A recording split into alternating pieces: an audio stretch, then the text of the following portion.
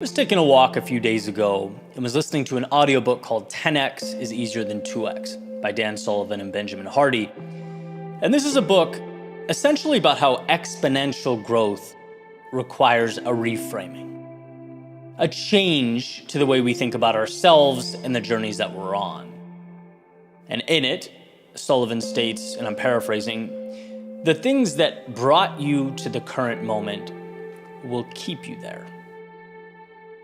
Powerful. In a lens through which I hadn't really looked at my personal growth or journey before. I've always thought of progress as a stacking of repeatable habits over and over again.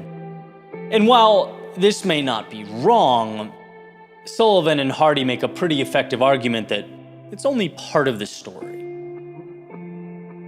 See, if you show up and you do the exact same thing every day, you'll get growth, no doubt, but it will be linear in nature. Exponential growth requires instances of self-recreation, of evolution as we make our way forward. It's a continuous pushing aside of things we don't need to be doing and a simultaneous deep dive into the things that bring us the most return. They use the example of the famous Michelangelo, who is known for his paintings, right? And then some time goes by and he produces a 17-foot statue of David. And then he pivots again as he's commissioned by Pope Julius II to paint the ceiling of the Sistine Chapel, and then moves on to direct even larger projects. And each example here is a 10x evolution. Certainly not a road that could have been mapped out from day one. How would he ever have known? But it's a series of sometimes even lateral moves. Instances of following your intuition, your strength, doing what felt right? Instances of breaking down and building back up the self. Same foundation of talent and skill, same general competency, but he continuously stacked new and enhanced versions of himself on top of one another. Sometimes reminders hit you exactly when you need to hear them. Personally, I loved everything about this message. The idea that there should be more emphasis and courage, for that matter, on one's 10x trajectory, multiplying my strengths, on taking the value I bring to the world and putting it through some stressors, seeing what comes out the other side. Because the danger in playing it safe, which the second we stop being intentional about things is ultimately what we tend to do, it's that you don't experience that transformation. It was not safe, using the same metaphor from Michelangelo, a painter, to create David, right? The safe thing would have been to keep doing the same thing every day. But you have to trust your skill, your heart, and your intuition. There's immense value in all of us understanding that, and to some degree, emulating it. There's value in all of us finding our David. Stepping into that which is a little unclear, makes us a little nervous, but at the same time allows us to take the skills and talents, the parts of us that are most meaningful, and inject them into the world in a bigger way, which would never have been possible had we stayed the same. The things that brought you to the current moment will keep you there. Well, here's to finding your 20%. That which matters, and using it as the template with which you paint. Not getting so stuck in the routine that you forget the routine is a means, not an end. You have the ability in your own unique way to change the world around you. The question is, do you have the courage to reach for it?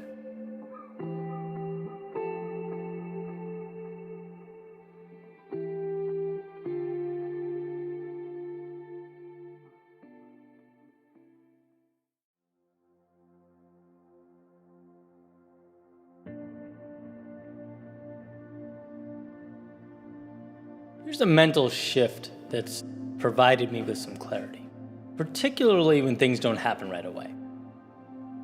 As we all know, the good things don't. Validation is stubborn. It'll take its time. So, positioning for that, putting yourself in the right mental state as you chip away, is huge. And the idea is, every day you move forward, it's not about the revolutionary, life-altering change in the now. It's about the continuous building up and positioning of oneself for an opportunity to come. In other words, the monumental opportunity is out there. It does exist. And you will inevitably cross paths with it.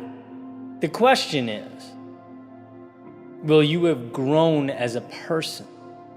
Will your skills have been sufficiently developed? Will your overall competency have been elevated enough so that you're ready to receive it when you do? That's the thing about opportunities. They only matter if we put ourselves in position to receive them. And part of what motivates me every day is the fact that I'm chipping away at those opportunities to come at some point in the future. Opportunities I can't even, understand or fathom in the moment. But the reason I'll be able to capitalize on them is because of today's groundwork. And that's the point here. That's often when life feels heavy, what pushes me through. One of the most spectacular things about human beings is that we can delay gratification. And I don't mean in order to live a miserable existence. I mean putting in work, knowing that 1, 3, 5 years down the road, there's going to be things available to us that otherwise wouldn't be. That's why one of my favorite conversations was, around my friend Evan saying he hates being asked what his 5-year plan looks like. What will life look like, Evan, 5 years from now? It's like, I don't know, right? I have a direction I'm pointed at. And I'm working every single day to bring that to life, but who knows how many twists and turns life will take? Who knows about the opportunities that will present themselves when they align with my goals and my competencies at a future date? I'm not going to limit myself or deprive myself of those. You build the man, build the woman, hour by hour, day by day, and know that life rewards capable individuals. That means the power is in making yourself more capable. Probably my favorite quote, Nietzsche. Those who were seen dancing were thought to be insane by those who couldn't hear the music, is about that very idea, right? Trusting that if you build yourself up, you stay focused, you take an axe to the tree that is your purpose every day, by the way, to the sound of no applause, to no awards or pats on the back, you will ultimately succeed. Because in doing so, you position yourself to receive opportunities that otherwise would have passed you right by. Sure, they would have been there, but they would have been beyond the scope of what you could handle, right? That's just the reality. Building oneself up is like an all-access pass to the show that is life. In becoming more, you can see more, you can do more, you can access more. That's why, as the saying goes, it's not about getting what you want. It's about the person you become along the way. Becoming the type of person who can do those things, who is deserving of those things. So when you're frustrated or down, when you're looking around and saying to yourself, there's still a substantial gap here between where I am and where I'd like to be. Know that you showed up. You did the work. You stacked another sheet of paper on that pile. At the time, right, not enough to make a visible difference, but over time, sufficient to stand on, right? You win the day by stacking that sheet and moving forward.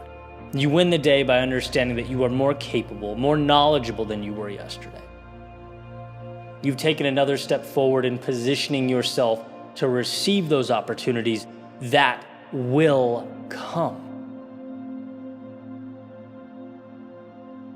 If you hang in long enough, they always do. And when they do, you'll think back to all those days of frustration, those seemingly anticlimactic occurrences, and you'll be grateful that you saw it through, that you weren't frustrated or discouraged by the now, but rather saw it as the bridge to infinite opportunity.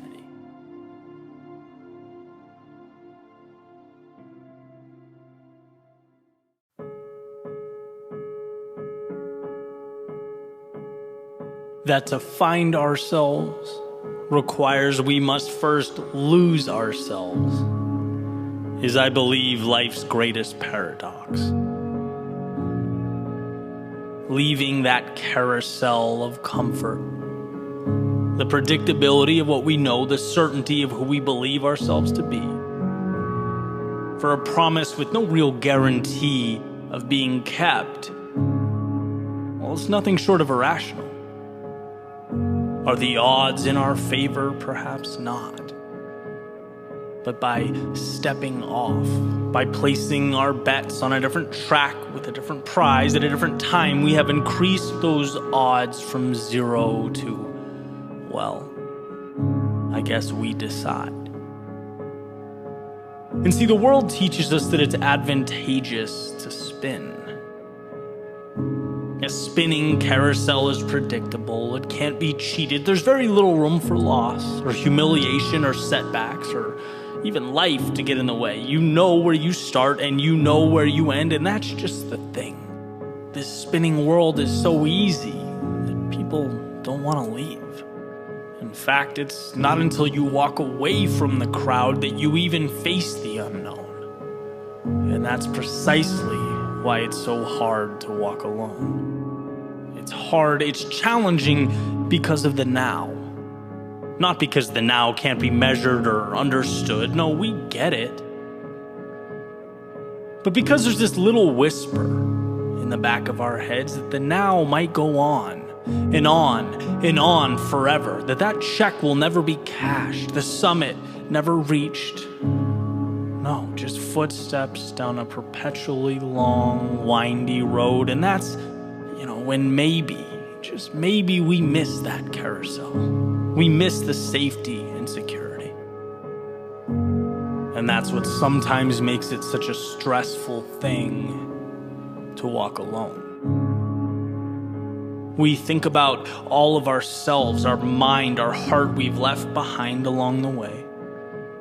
Truths we now have to face, things they never taught us on that carousel. We had to learn that we were wrong about who'd be by our side through it all. We could no longer hide behind the notion that when things got tough, someday everything would be there, would be the same. We learned to swim by jumping into the deep end, seeing in real time that people only believe what already exists, what's put in front of them, that ideas are empty, that a dream is a language only spoken by its creator. And if you want it to mean anything, you must dedicate your life to translating it. We learn how much is backwards, how much of life is reactive, that success is being one of the few who don't react, but build a world to react to. And in the thick of it all, to internalize the process, because talking does nothing. Plans are just potential energy confined to your pocket. You have to be okay growing that seed by yourself. Like a runner making her way past a crowd, right? The crowd sees calm, sees peace, sees the finesse of an athlete gliding over the pavement. They have no idea the war being fought behind her eyes. The silencing of constant whispers to slow down, to do less, the repression of pain that consumes her to such an extent it can't even really be pinpointed. It just kind of floats over her body. They'll never know that. And what we learn is that they don't need to. It's the truth. And see, it's also what makes it quite lonely to walk alone. Walking alone, well, it's a lot of things. But it's never boring. It's never dull. And if you can hang in there long enough without even noticing the headwind you've been fighting, it becomes a tailwind. And where we may have felt alone, the idea pops into our heads that maybe that's not quite right. If anything, the wind at our back is now momentum. It's a partner along the way. That carousel, yeah, it's still spinning, but somewhere else. Some far off place beyond our field of vision. And no, things don't ever become easy. We wouldn't want that. But difficulty is interpreted differently now. Not a burden, but a cost, and one we'd gladly continue to pay. And that space that once felt so empty, so desolate, so helpless, well, now it's made up of people who see what you see, who hopped off their own carousels and wandered through the desert. They too navigated through the impossible and the never been done. It's funny how at some point we always find each other. And I suppose now, having traded the carousels for the adventure, we can walk alone together. Us against the world. Standing up in defiance of the odds, chasing that glimmer of hope. All in on a pursuit to find what most won't and see what most can't. Not because we were made different, but because we chased down the idea of different. It gets a tough rap walking alone. And in so many ways, it's a fight. It takes all of you. But you don't come out the same person you were when you stepped in. The same person you'd still be today had you stayed on that carousel. So if you are still spinning, step off. And if you have, if you're still adjusting to the discomfort of reality, if you're making your way through the hell of uncertainty or questioning whether you have what it takes or have the strength to commit, I promise you do. In fact, you're right where you need to be. So don't be distracted by those screaming of their successes or communicating, capturing every small win as they make their way around the carousel. It's the quiet ones who change themselves. The ones who take life one step at a time, one battle at a time, who redefine reality. And I'm sure you can't see it now. No one can. No one can see the sun amidst the storm, but you'll emerge. Stronger than you ever were. You will navigate towards the ideal and away from that life you once settled for. It's a long path, but it's worth it. So get up and let your feet guide the way. Let's go walk alone.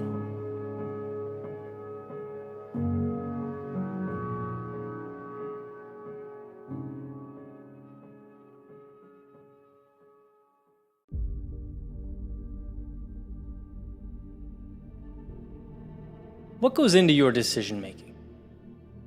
Particularly the big decisions, the important ones. I heard a quote that moved me from Jeff Bezos. It was a video on Twitter, and he said, "My best decisions in business and in life have been made with heart, intuition, and guts, but not analysis."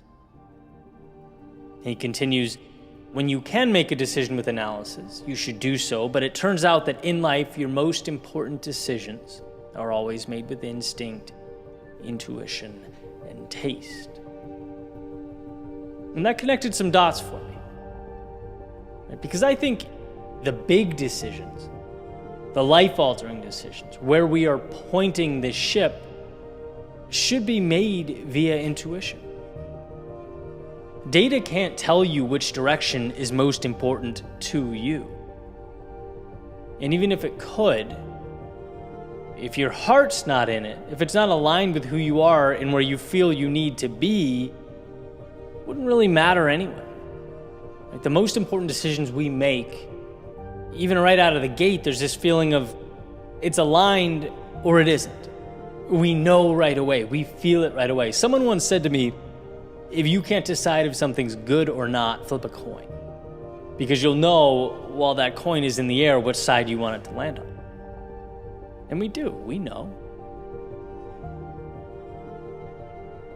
And so after deciding, after letting intuition guide us, then and only then, in my humble opinion, of course, do we calculate the how. That's the analysis part. Once we've committed and our hearts are aligned, yeah, you use the data all around you, the evidence collected along the way to map an efficient path.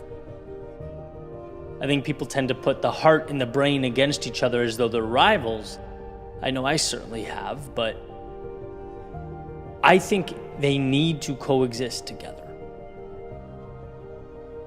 Think about it. If you select your North Star based on analysis, you'll probably lack the drive to get there. And conversely, once decided, if you map the course based solely on heart or feel, you'll be operating blind, limiting your ability to make accurate adjustments based on real-life circumstances. You need both. I'm making some pretty substantial changes here in my life. I'm moving again, this time to Arizona, starting up some new ventures, placing myself in a few situations that weren't even on the radar 6 months ago. I can't explain my rationale using mathematical models. Right? I just know deep in my soul that it's where I need to be. It feels right. It's calling me.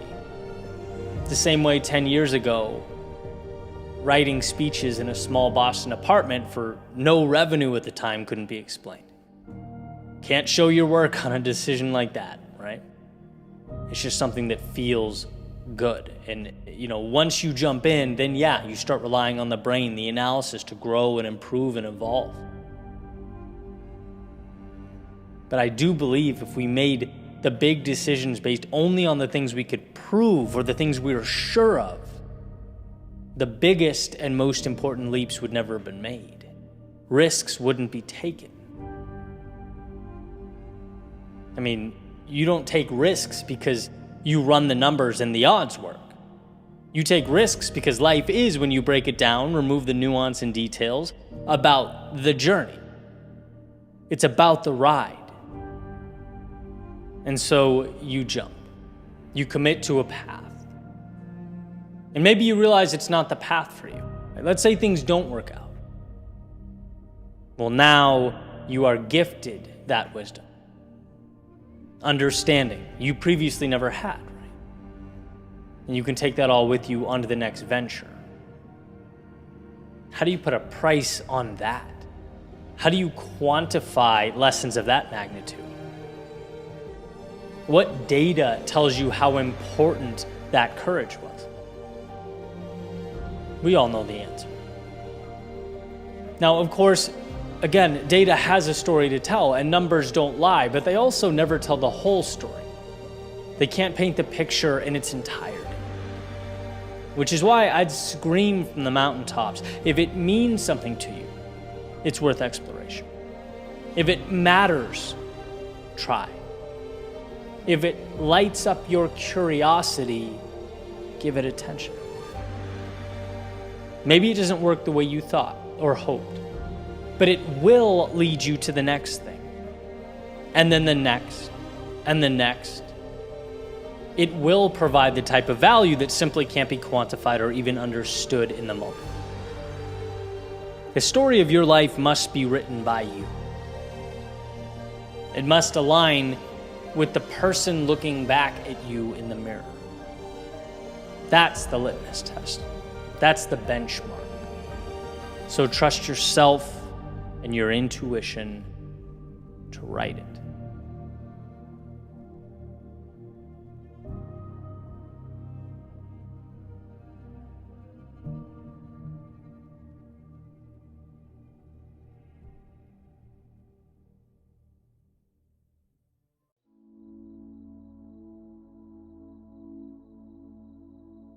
If you want to do yourself a monumental favor, start today. That thing you've been dreaming about, that ideal state, take one small step now. Because I promise you, there'll be a point down the road where you thank yourself. It's just hard to see in the moment. In fact, it's funny how things only make sense in hindsight. Our greatest accomplishments are the result of those little unsure, sometimes uninformed steps we took years back. Decisions we made, quote unquote, back then. And how powerful to think that one choice you make today can ultimately become your back then moment. Your inflection point that changed it all. You are constantly, always, every day, navigating a world that contains the pieces for creation. You're an architect, able to build at your discretion. In those current moments, with a vision and determination, will they transform into the back then moments that start everything? One video, poorly edited, sloppily put together, released to the world without aim or direction, was one of my back then moments. A conversation I initiated with someone who has since changed my life, a back then moment. Choosing to move or adjust or stop or start, all back then moments. Those critical inflection points that change everything. The things we need most tend to, not be a surprise to us. I think all of us, whatever they are in our own individual worlds, we're aware. We know what needs to be done. The challenge is friction in making it happen, right? Either we're scared in the moment, or that road to the ideal state seems like a road too far to walk. We're so consumed by what we don't have that we never give those back then moments a chance. We never initiate and let them materialize, thinking that you have to know everything before you step out your front door. And this idea changed my life. You don't have to know how things will play out. When you're starting something meaningful, the fact that it feels right or interests you alone can be enough, more than enough. It's a calling or invitation to move into the abyss. That powerful proverb so many of us have heard, the best time to have planted a tree was 20 years ago. The second best time is now. It's like we need to start unrolling the red carpet. Because what we'll learn as it unfolds will change us. We'll zig and we'll zag, we'll adjust, make mistakes, sometimes have to backtrack and correct.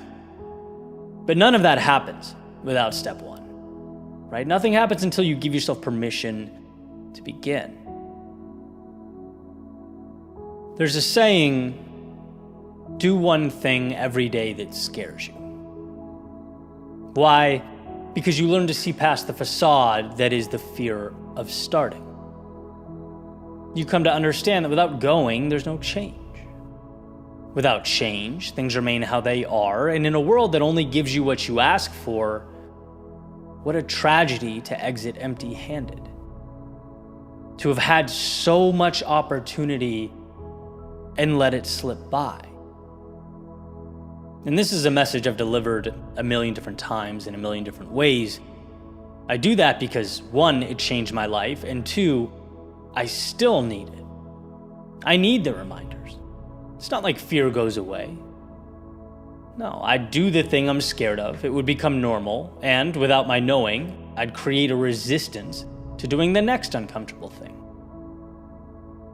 Right? That's the friction that we'll always have to fight. And it's a good fight to take on. Doing one thing every day that scares me reminds me to keep pushing. Not because of how it'll make me feel today, but because of what I'll become tomorrow. You know how rewarding it is for me to do things like speak on stage? Calmly, confidently tell a story or share my voice. 15 years ago, I was so bad at that it was just cringy. It was humiliating, right? But that's not the universe saying no. That's the universe extending a hand and asking if I want it. Like truly want it. And if no, fine. But if yes, then what was required was for me to open that door and step out. Practice. Be vulnerable. As years go by, those quote-unquote back then moments made me who I am today. And I can tell you that I'm proud and grateful that I stepped into that chaos, and everyone has some version of that. And it comes down to an understanding that someday you'll not only thank yourself, but be overwhelmed when reflecting back on your personal transformation. Sure, not a giant leap, but the courage to start and a million steps after that point.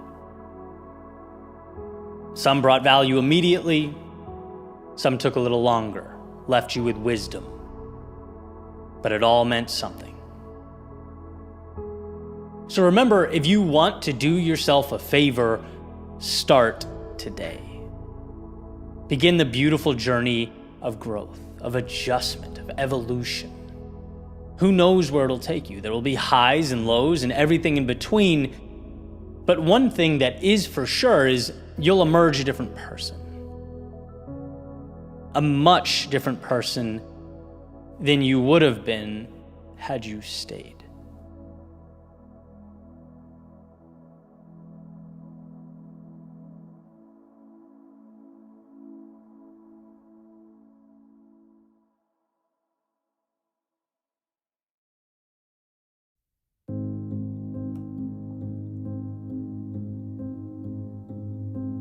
The world, it needs you.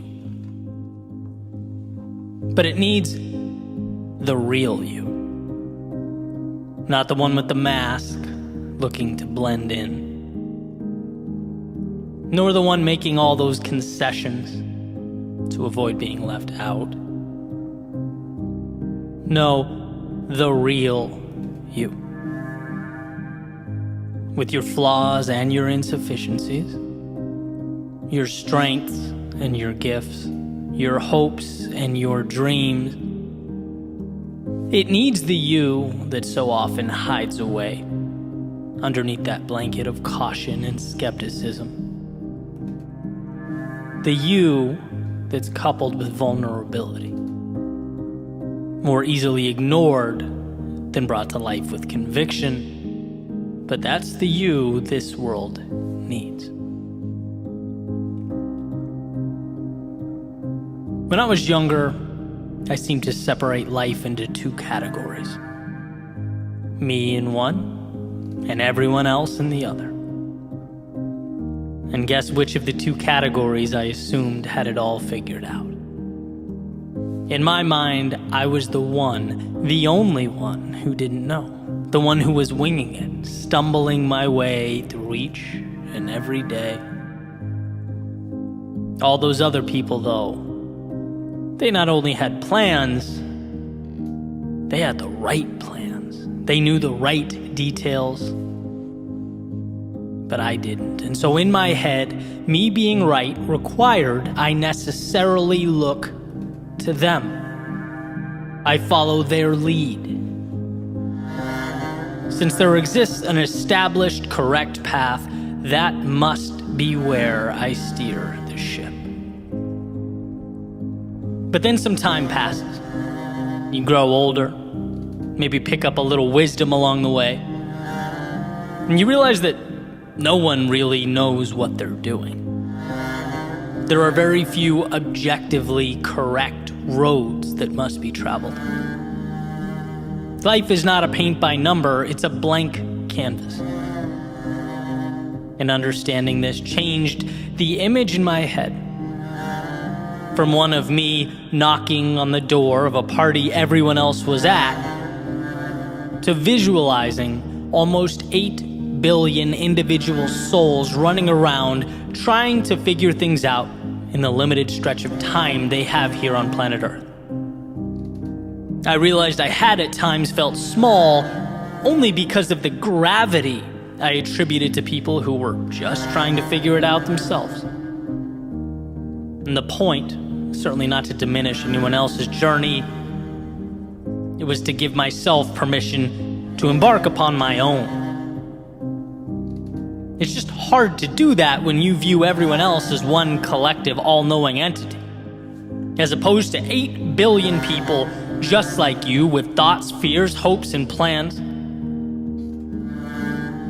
The question is not what is the right thing to do here. The question is, when will you allow yourself to venture out into the world and find what the right thing means for you? That's what's required. And the world will be better for you having found it, because after all, no one sees life like you do. No one has the background or worldview. The universe has conspired to put you as you are here now. Almost an impossible occurrence in and of itself. How easy that is to forget. We were born on the summit, yet the inclination, for some reason, is to keep our eyes closed. No, open them.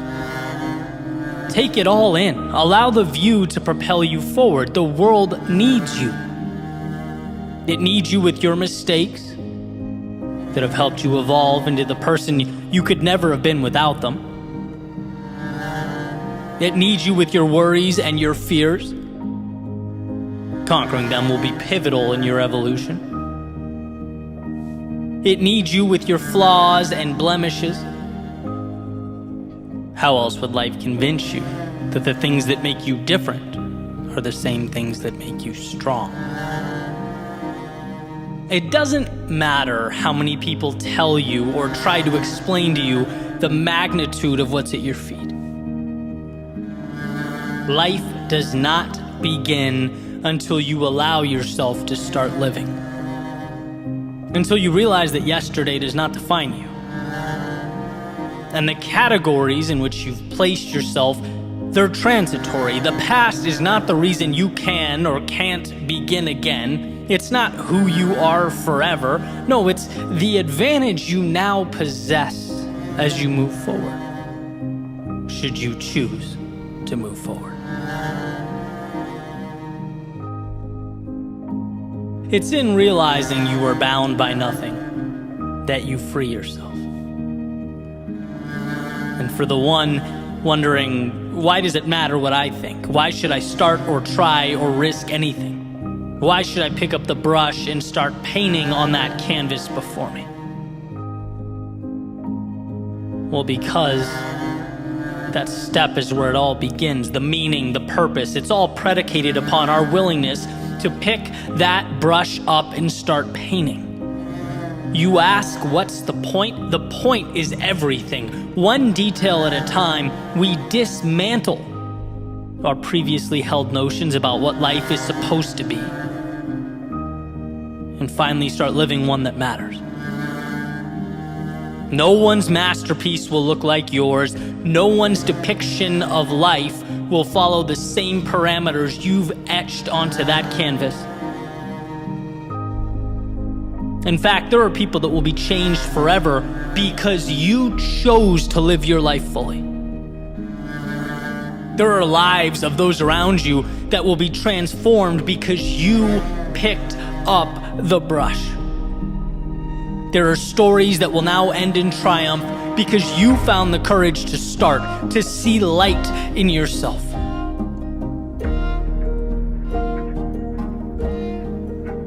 You being fulfilled and the world being better off, they're not two different things. When you live a life true to yourself, when you let go of the have-tos and step into the get-tos, the world experiences the luxury of the beauty that comes next. When you fill your cup up first, you're able to then replenish those around you. That's not nothing.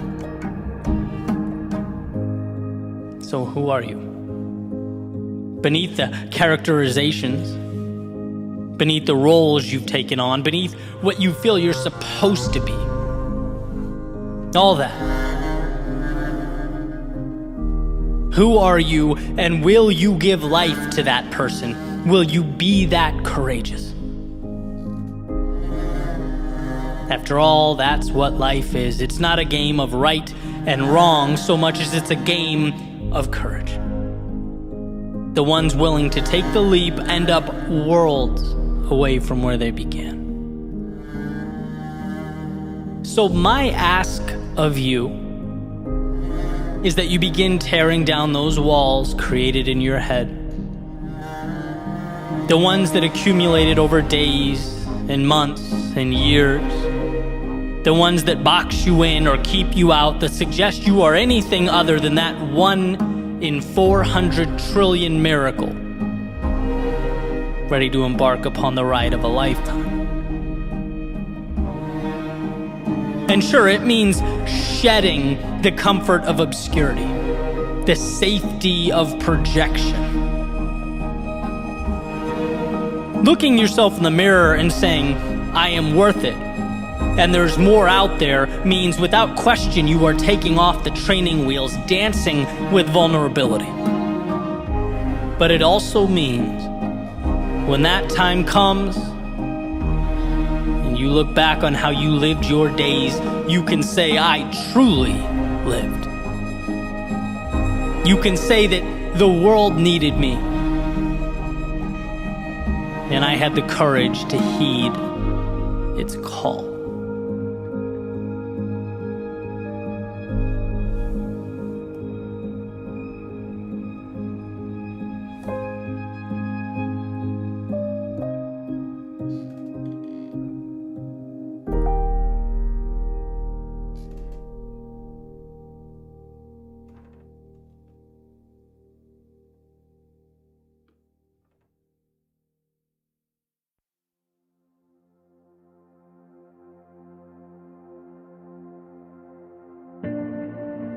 The other day, I went to check out an open mic, and basically people sign up to share their short stories, their poetry, stuff like that.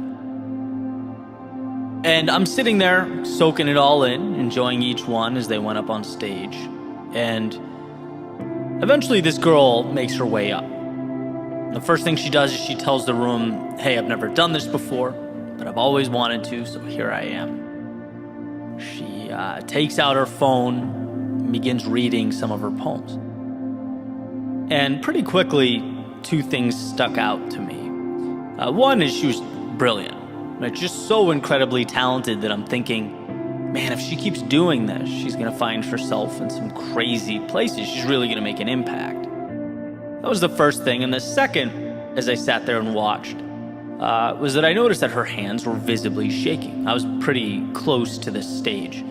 And I could see this happening to the point where she had to place one on top of the other, right, to keep the hand that was holding her phone from bouncing around while she read. That's how visibly nervous she was. And immediately my mind went down this road, reflecting back on the moments I've had just like that, because man, I've been there. where you're both determined and terrified at the same time, but somehow the desire to try outweighs the fear just enough for you to find yourself in that exact situation. Just enough that you step into a foreign world, still wondering whether you made the right move. Every step of the way, from the car, the building, onto this stage, until you hit the point where, okay, well, now you can't turn back. Now you're here, you can't leave. And the thing is, and this is what was so beautiful to me, she was never forced to do this at gunpoint. No one made her step into that chaos. It was self-created.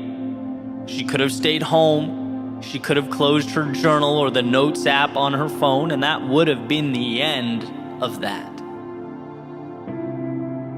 But no, not today.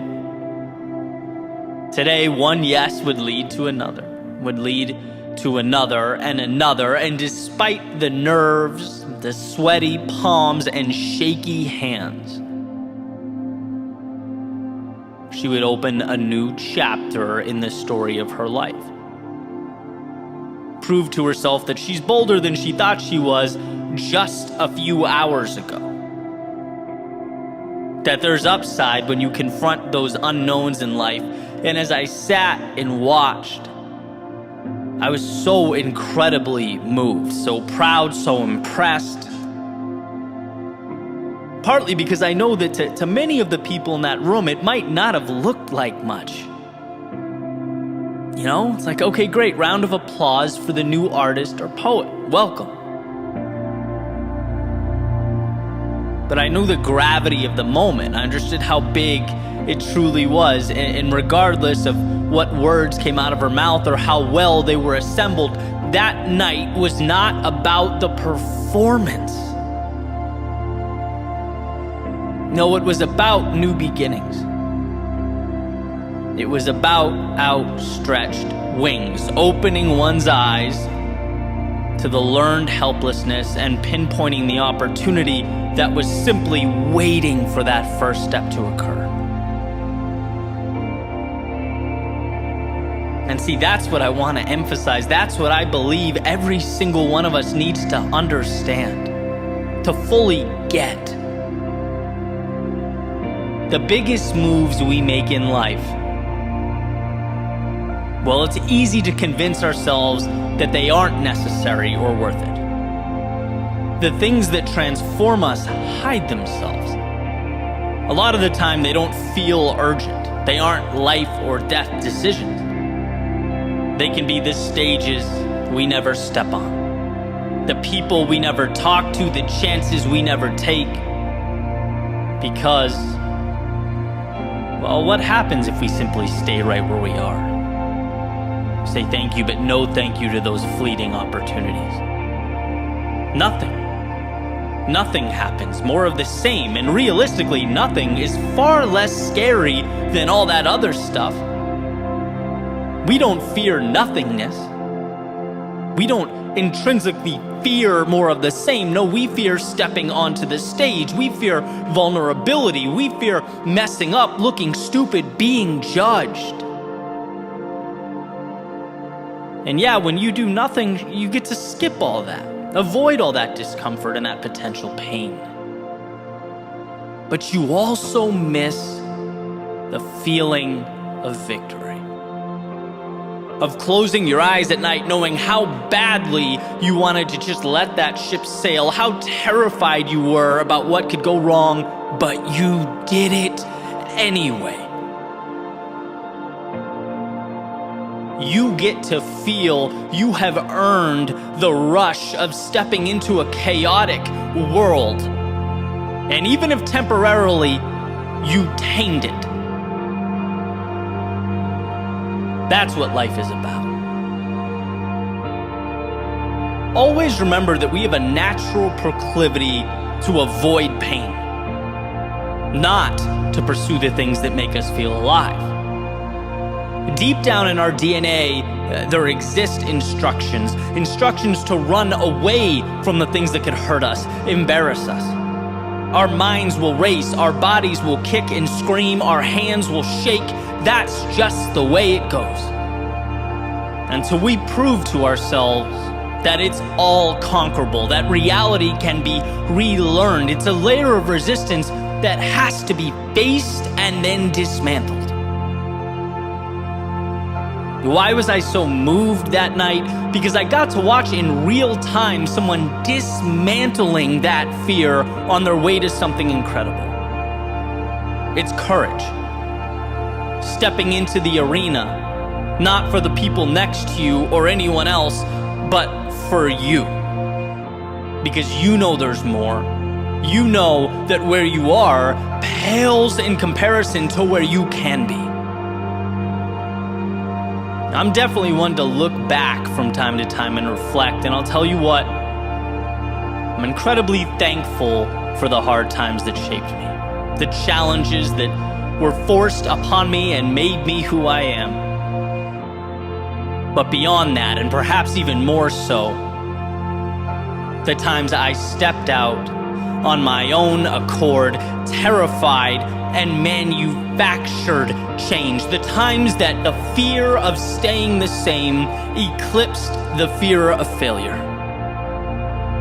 The times I could have stayed home, woken up the next morning and lost nothing, but instead saw what there was to be gained and threw myself into that metaphorical fire so that confidence could be forged and new chapters could be written. Let's all remember how out of focus the present moment looks.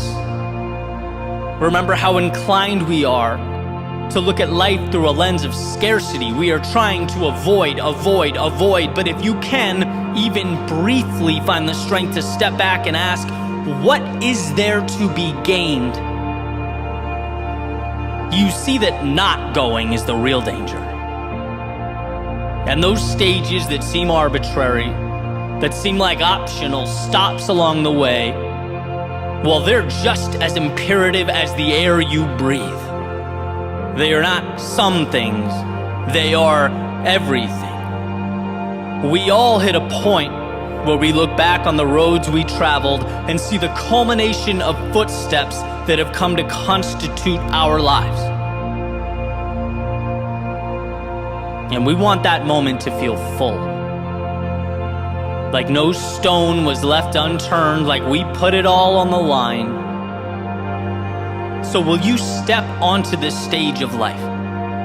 Stand your ground as the curtain opens, read your poems to a foreign audience.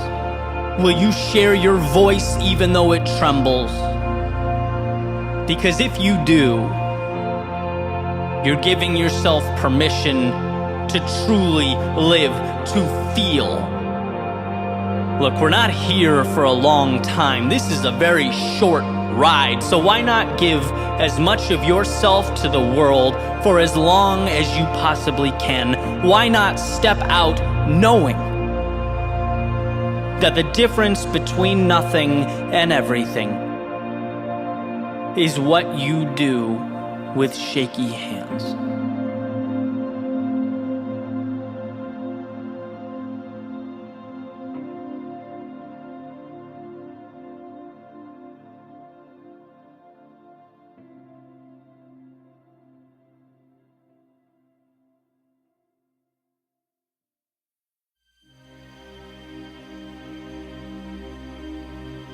There's a saying that just because you spent a long time making a mistake doesn't mean you need to continue making it.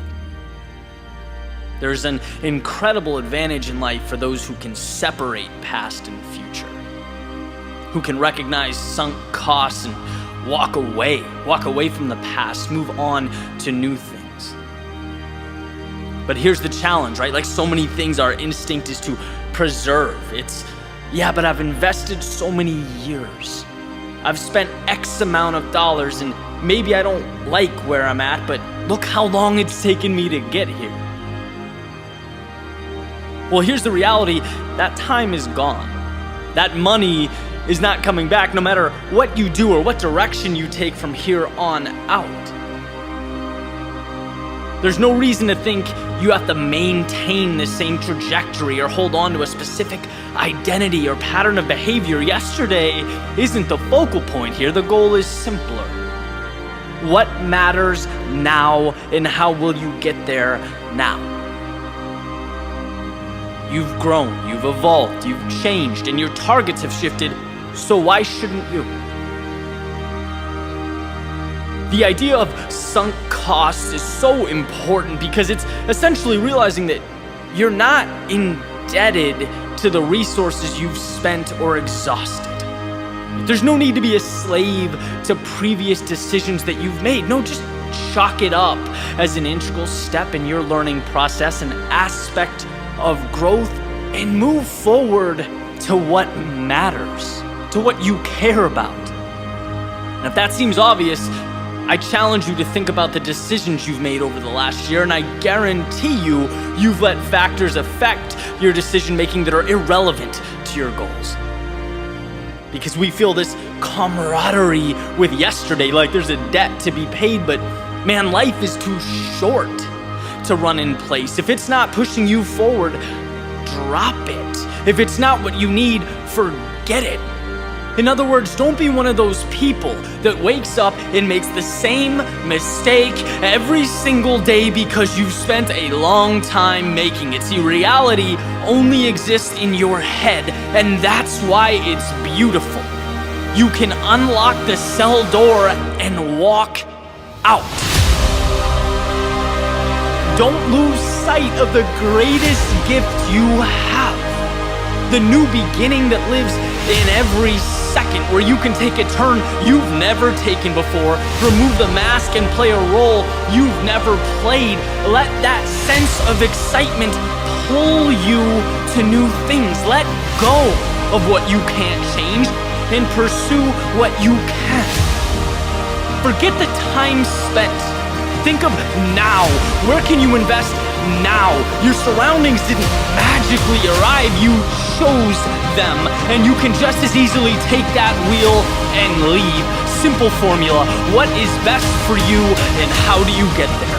Not where you feel obligated to be or expected to be or pressured to be. Where do you need to be? Everything else is noise.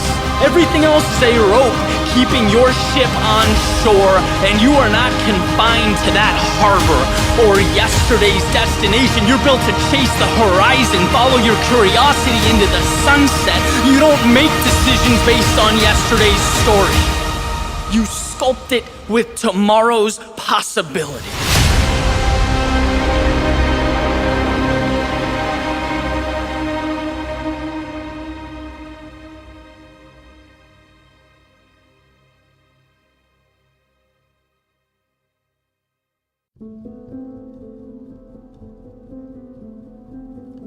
We are, in some ways, helpless to what occurs around us. There are things that are beyond our control.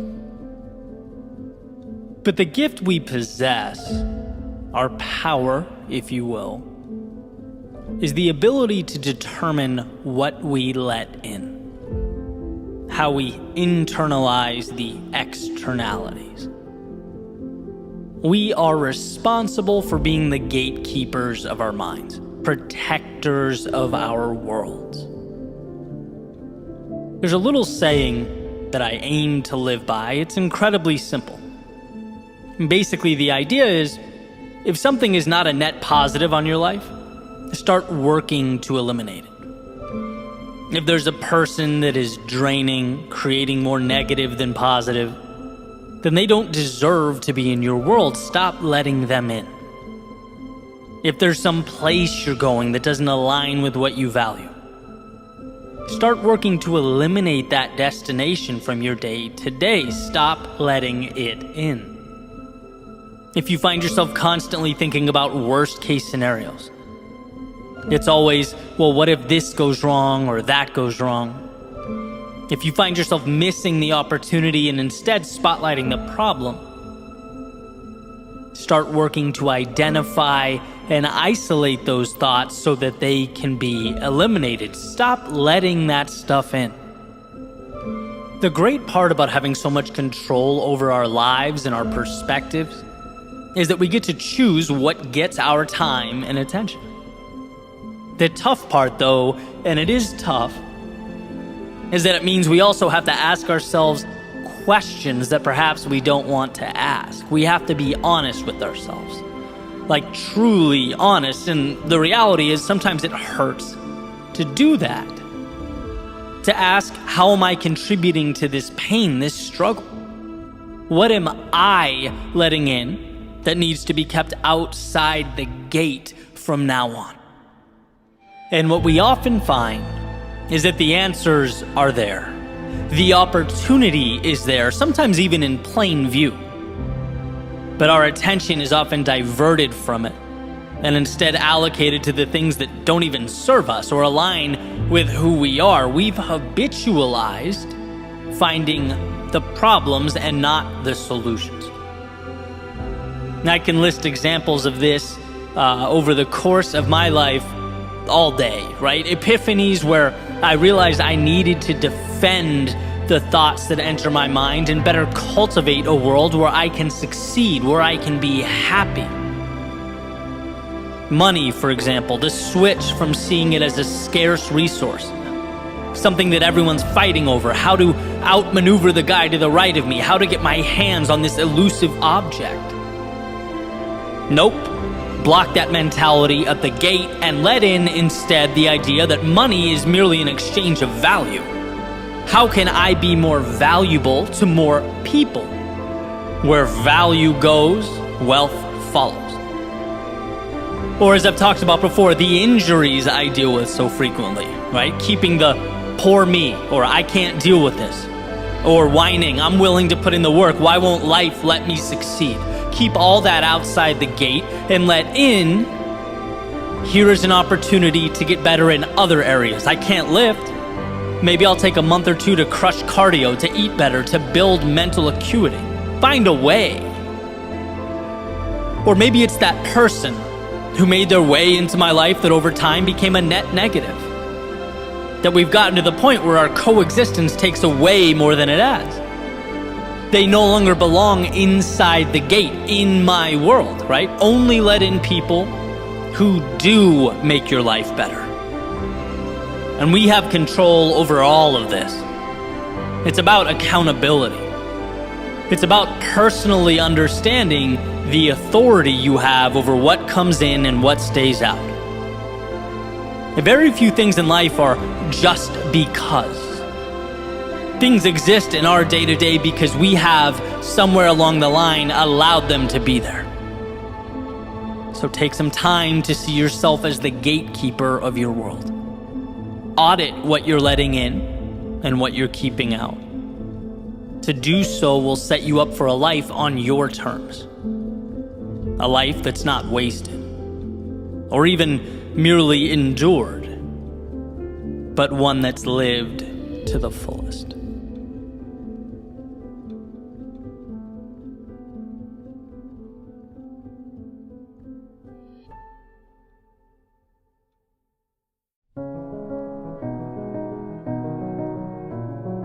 Remove the lifelines.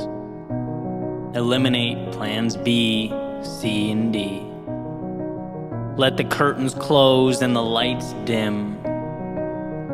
See, the beginning of something new requires the ending of something current.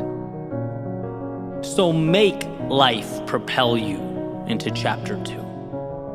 Let the door slam and lock behind you. Throw away the key.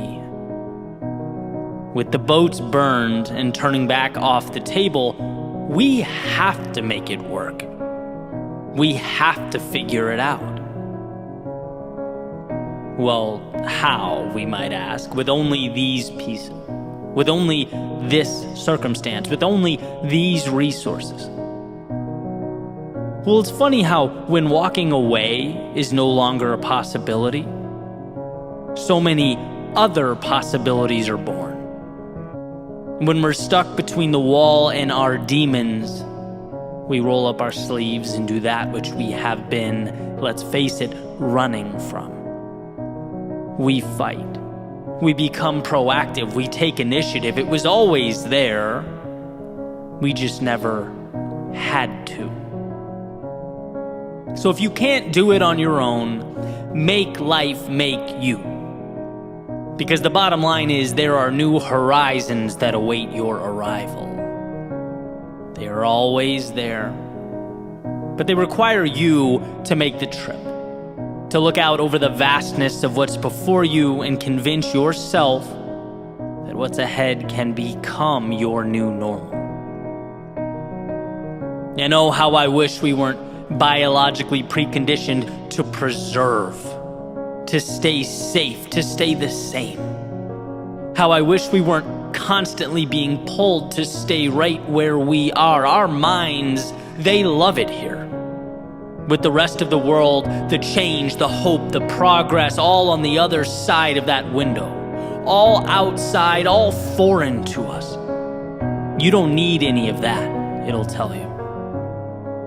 Or maybe, after you conjure up a little courage, it might compromise. It might say, fine, it's worth a try, put one foot out the door, but don't forget you can always come back to me. You can always retreat. It's warm here, safe here, it's predictable here. The mind wants you to know that when things get tough, mediocrity and comfort are always right behind you, ready to embrace you with open arms. And it's for this reason that those boats must be burned, that the door must be locked, and that chapter must be closed. The journey before you, it's going to be difficult. There's no question about that. Anything of value brings difficulty. And when faced with the adversity, the only way to defeat it is to know there is only one way. One option available to you, and that one option is forward. It's through. There is no backwards or compromise. There is no safety. Not if you want from life that which is extraordinary. Not if you want the things we covet, dream of. Whether they're interpersonal, financial, career-oriented, health-related, maybe you just know in your soul that right now ain't it. Any move to something better will present to you its obstacles. And my advice, if it's what you really want, is to have decided before you started that there is no other way. There's no negotiating with yourself. Because if you allow that door to be cracked, life will kick it open.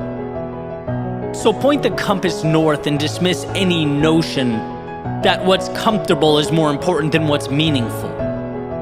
When you're cold, nothing is more appealing than that warmth. But warmth is deception, a short-term ploy for you to forget what really matters. An illusion. See, cold subsides, but victory is forever. Knowing that you pushed forward when most wouldn't is forever. Transforming potential into strength when your knees shook is forever. So burn the boat. For no other reason that there is no way forward so long as there remains a way back. Make life make you win. And where most would look around and see evidence of defeat, you'll find again and again in the same quote-unquote evidence the tools to build ladders to new beginnings and bridges to new worlds. There's a saying that I love, that most of life's successful people were too ignorant of the odds to know their accomplishments were considered at one point impossible. And I love it because it highlights that there was never a fallback option, a concern for the statistics. There was no worry or exhausted energy on what if. Rather, it was constant building and adjusting. finding ways over, through, and around the walls that inevitably stand before us. There was no way home, so they pushed forward into their greatness. And so can you, whatever shape, form, or color greatness looks like in your eyes, whatever mountaintop appeals to you, if you want it, if you're willing to decide before you go that you will one day stand amongst the clouds, peering out at that world you deemed wasn't against you, but for you, anything is possible.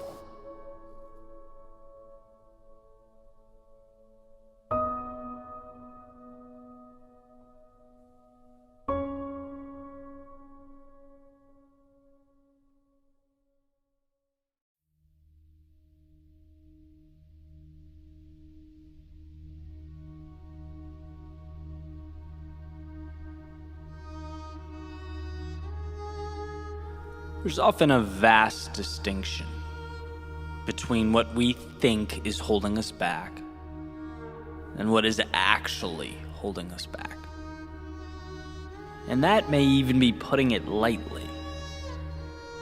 Most of the time, we're just plain misinformed. Most of the time, we're looking externally at irrelevant discrepancies between ourselves and someone else. We're looking at things that happened yesterday, possible outcomes that may happen tomorrow. We're creating entire stories, crafting narratives, building hostile worlds that simply don't exist. When what we need is simple: to give ourselves permission. To let ourselves walk out that front door and towards what we long for. And this came to light recently. I shared a simple 20-second message on TikTok where basically I highlighted John Green's quote about the best things in life occurring after we find the courage to depart or leave where we are, right? To build again.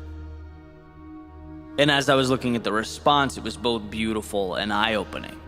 Hundreds and hundreds of comments from people saying that the message helped them feel empowered to do what they've been putting off. And some called it fate. Some called it what they needed to hear at the exact moment they needed to hear it. And as I'm going through, I keep thinking the same thing over and over and over. Every single one of these people, they already knew in their hearts what needed to come next. They knew what would make them feel alive. They knew where the compass was pointing. Yet their default led them to the same place we've all been, waiting for external permission, waiting for life to give us a reason to say, okay, the light is now green. You can go. The time is right. Now, don't get me wrong. It means the world that a simple message can shift one's perspective that way. I've been on the receiving end. I was stuck looking for some type of guidance. We all have, but I think we'd all agree that if that guidance helps us get back on track, then the real question should be, how do we live so that we can stay to the best of our ability on track? Find ourselves less prone to those occurrences, more confident in ourselves, in our dreams, in where we're going. And for me, it's been understanding that in my life, I am the one that creates, signs, and sends the permission slips. I say go. And when I remember that, I'm free to do what's best for me. I'm simultaneously the architect and the pieces, the wind and the sail. See, you don't need a reason to walk out of a relationship you're not happy in. You don't need a reason to leave a job that's not pushing you to be who you most want to become. You don't need a reason to change a habit or reinvent yourself or begin again. No, all you need is the courage to green light what your heart already knows it wants. We think that the external world has the answers for us, when in reality, we've had them the whole time. We just want something to point to say, see, I was right. But we don't need to be reactive. We can be proactive. You can be the one that lights the fire. When you follow your intuition, your heart, your sense of purpose, life conforms because it has to conform. When you become an immovable object, life around you moves. It makes way, and if it doesn't, then you go back to the drawing board, you adapt and adjust. And that's the beauty of life. That's how we build meaning, trusting ourselves to walk into that resistance. Because the friction and the headwind is never what's holding us back. Are they uncomfortable? Yeah. At times. Does it scare us? Sure. It's supposed to. But it's not what holds you back. Waiting for someone or something to come along and greenlight your journey through life is what holds you back. And it's funny, I think we again and again overlook the simplest of truths. The hardest part is starting. It's convincing yourself that 1, it's possible, and 2, you're worth it. Everything else you face from the second you walk out that front door can be conquered. In fact, we ourselves grow along the way so that we can rise up and meet the demands of life, but it's unquestionably doable. That thought as you look out the window, right? What if the worst case scenario happens? It can't. Because the worst case scenario is sitting in that seat your whole life, looking out the window and imagining a world where you found the courage to be more, to explore, to live life as it was meant to be lived. But let's say that what we fear does come to fruition. Then I ask, what are the odds it's reversible? Probably high. Let's say I want to start a podcast and I finally work up the courage and I get my mic and I start my show and no one listens. But I keep going and nothing sticks. And most importantly, I learn, look, I'm really not crazy about this idea. It wasn't what I thought it was. It's not me. Okay, perfect. Now you know. And sure, it took time to learn that lesson, but you have the rest of your life to continue the beautiful experiment, to search for what lights you up. But you found the courage to explore, to try, to begin, and you are now better because of it. That's your worst case scenario? Sounds a lot less scary to me than a life lived sitting there looking out the window. See, we can't let the fear of an unlikely worst case stop the possibility of that oh so coveted best case. Don't let the virtually 0% probability of losing everything overshadow the opportunity to gain everything. Let's never allow ourselves to get caught standing still, waiting for the universe to give us the answer as though we're waiting for a letter in the mail. No, give yourself permission to see the upside, to make your own decisions, and most importantly, to live your life.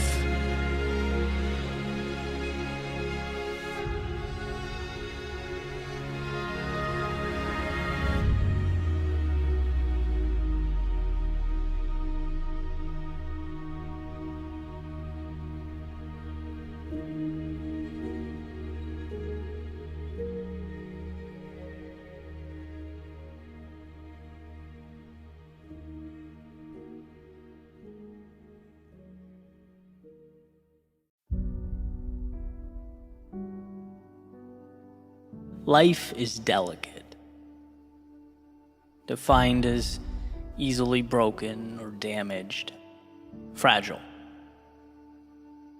There's nothing around you that's forever. There's no permanence in our world, and sometimes this is a difficult thing to grasp. Certainly, it's why we long for patterns of consistency where we can find them. We do everything we can to manufacture some semblance of predictability for as long as we can, doing our best to repress the idea that everything we know is as temporary as a setting sun.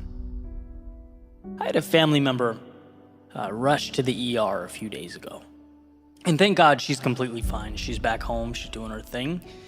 But I can't stop thinking about the call, how it shook me to my core, how my walls of certainty and predictability were breached.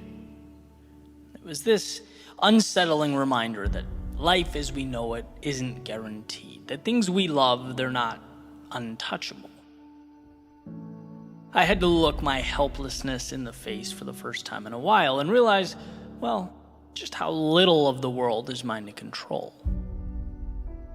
Which brings me back to a conversation I had when I was younger. I talk about my grandfather often in my work, primarily because of a few impactful conversations that we had. And it's interesting to me how relevant they continue to be. I remember a handful of times we talked from childhood, and it's like I piece them together retroactively. Things make sense as I get older and kind of figure out what it all means. One of my last conversations with him, we went to this little diner called Leo's along the Cape Cod Canal. And he said to me, there are things now that seem impossible. But as you grow and you get older, they make sense, right? Even the most challenging things become manageable. And I get mad at myself for not understanding the context at the time or putting two and two together. But basically, he was diagnosed with a brain tumor and he knew what that meant, right? And was basically giving me a heads up, like, kiddo, this is gonna be tough, but hang in there. And that was one of the first times I've dealt with loss of that magnitude, right? And when you're young, so many things seem stable, they seem certain. You don't yet get the fluidity of life. That stream is moving, and no matter what, it's going to continue to move. Sometimes that means it takes you places and presents realities that overtake the map that you created for the world, what you understood, what you hoped for. That little understanding of what life means. And I guess I wanted to pick up the baton from that conversation and pass it on to you with maybe a more comprehensive viewpoint. Because I think contained in those words is a message so powerful, so important, that we really can't afford to miss it. It's like, yes, life is unpredictable. And yes, life can hurt and humble us and knock down what we thought was certain. It can challenge what we believed and shake our foundations. It can make us feel small in a universe that stretches beyond comprehension. But at the very center of all of that, we are equipped with something that can't be broken. The only thing that can't be ripped away. The sun around which everything else revolves, your ability to endure. Your strength to carry on, to take one step forward. Whether it feels like you're entrenched in the depths of hell or swinging from the stars in the sky. Your resilience, your ability to not only handle life around you, but rise from the ashes of its turbulence and its misfortune, that will never leave you if you don't let it. Viktor Frankl has said, everything can be taken from a man, but one thing, the last of the human freedoms, to choose one's attitude in any given set of circumstances, to choose one's own way. See, life might be more than we can control or comprehend, but amidst the might and power of its ocean, our determination is unsinkable. And believe me, there are times when you hear this and think, well, okay, that doesn't affect me. I'm good. I'm doing my thing, right? Just like I did sitting at that table over eggs and bacon that morning. And man, I hope that's the case, and I hope it stays that way.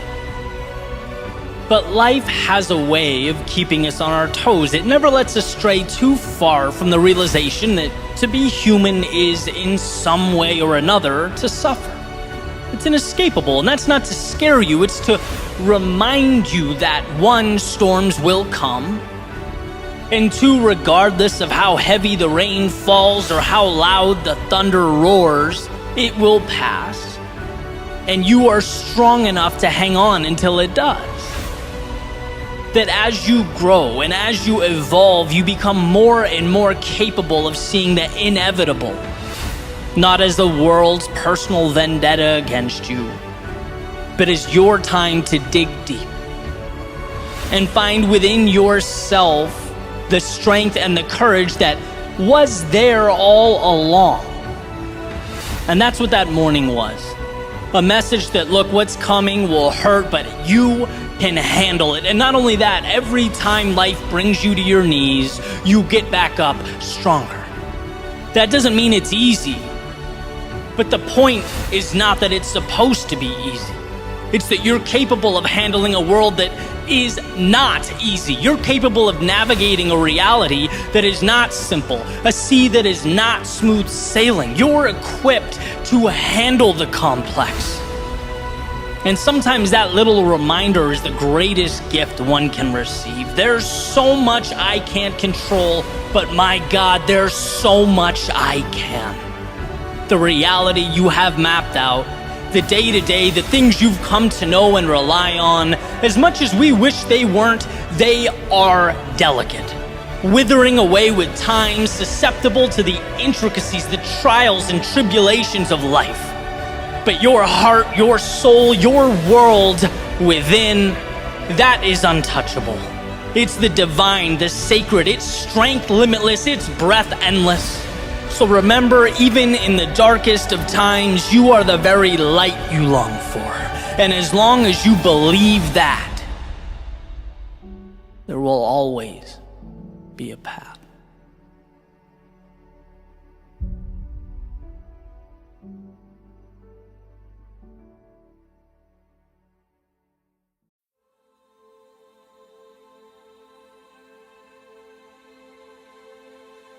What if I told you that you already know what must be done? You just need to put yourself in position to do it. You need to unlearn the rules that crippled you, the ideas that confined you. We are in constant pursuit of the thing that will magically right all our wrongs, the answer that will give us something we've never had. No, everything you need, you have now. You just need to allow it to flourish. Declutter. Simplify. Remove all that unnecessary stuff and walk your path. Einstein once said, everyone is a genius. But if you judge a fish by its ability to climb a tree, it will live its whole life believing that it is stupid. And what's great about this is the idea that who we are is not found. It's acknowledged. It's accepted. And I think in our world, there are so many fish, as Einstein says, trying to climb trees, that it creates a sense of learned helplessness. We are judging ourselves using the wrong metrics. Equipped with the skills, the characteristics, and the abilities to win in our own arenas, but playing in someone else's. How loyal are you to your own instincts? Do you do what you know is right? Or what you feel obligated to pursue? When was the last time you listened to you? In Tim Grover's Relentless, he introduces a brilliant metaphor. He says, a lion doesn't have to be taught to be a lion. It just is. It hunts, runs, roams, explores, lives life the only way it knows how. Now, if you capture a lion, bring it to the zoo or put it in a cage, it will carry itself differently. Will lie down, move around lazily, sluggishly navigate its little space. To passersby, they'd never know what that lion really is. They'd never know what it looks like in its element. But despite all this, it is still, in fact, a lion. It maintains that killer instinct. His characteristics haven't disappeared. And if it were released from the cage, it would go right back to doing what lions do, being what lions are meant to be. It just has to ditch the cage. And the point is, perhaps, so do you. There's a little light in your soul that waits day and night to explode into something meaningful, where your nature meets your environment, where the I shouldn't do this, the odds are impossible, the I'm not good enough, I can't lose what I have now, where all that fades away, where it's left behind you. And you're finally free to reign over your own territory, your own life, your own empire. See, we constantly feel like our glasses are empty, like we're missing pieces, in need of something, just one more thing. That will be our answer. That's all we need. And I can say with confidence, it's not about what you need. It's about what you no longer need. It's about mitigating the noise so what matters can shine through. Removing those people in your life that drag you down or add no value. It's about getting rid of the things that make your world unnecessarily complex. Removing the need for immediate validation, success, and accolades. And instead embracing the little hinges in your life that, as W. Clement Stone said, will ultimately swing the biggest doors. We all have the lock, the key, and the map right there, amidst the trivialities of our day-to-day. And we walk right by them, look right at them, we pick them up and put them down. But have we learned to truly see them? Everything starts with that awareness. My life did not change until I recognized that. Until I began asking myself questions I'd never asked before. Big picture questions. Obvious questions. But just because it's obvious doesn't mean it's always intuitive. Right? What do I want out of life? What is important to me? What's something I love doing that I can dedicate myself to? That I can commit to being great at long term? That I'm so immersed in that when the inevitable down times arrive, the losses, when the doubt and insecurity creeps in, I can keep moving forward because I'm so in love with the process that I don't let the little things like that define me. As Jordan Peterson famously puts it, choose your sacrifice. A life of meaning isn't easy, but there's nothing more fulfilling. Because when you embark upon that journey, it allows for the evolution of the self. We can become something more. As Nietzsche says, those who have a why to live can bear almost any how. We equip ourselves for anything the universe can throw at us. We position ourselves to evolve. Viktor Frankl says man's main concern is not to gain pleasure or to avoid pain, but rather to see meaning in his life. To align yourself with and pursue that which is your reason for living, that's how we transcend the day-to-day life we've come to know. When we breathe in possibility, dance with the infinite, and of course, something of this magnitude, it consists of ups and downs. It's not the easy road, but it's the one worth taking. Our metaphorical lion doesn't succeed every time he's prowling for food, but he doesn't roll over and die. He doesn't recede or quit being a lion. He gets up tomorrow and does it again. Because it's who the lion is.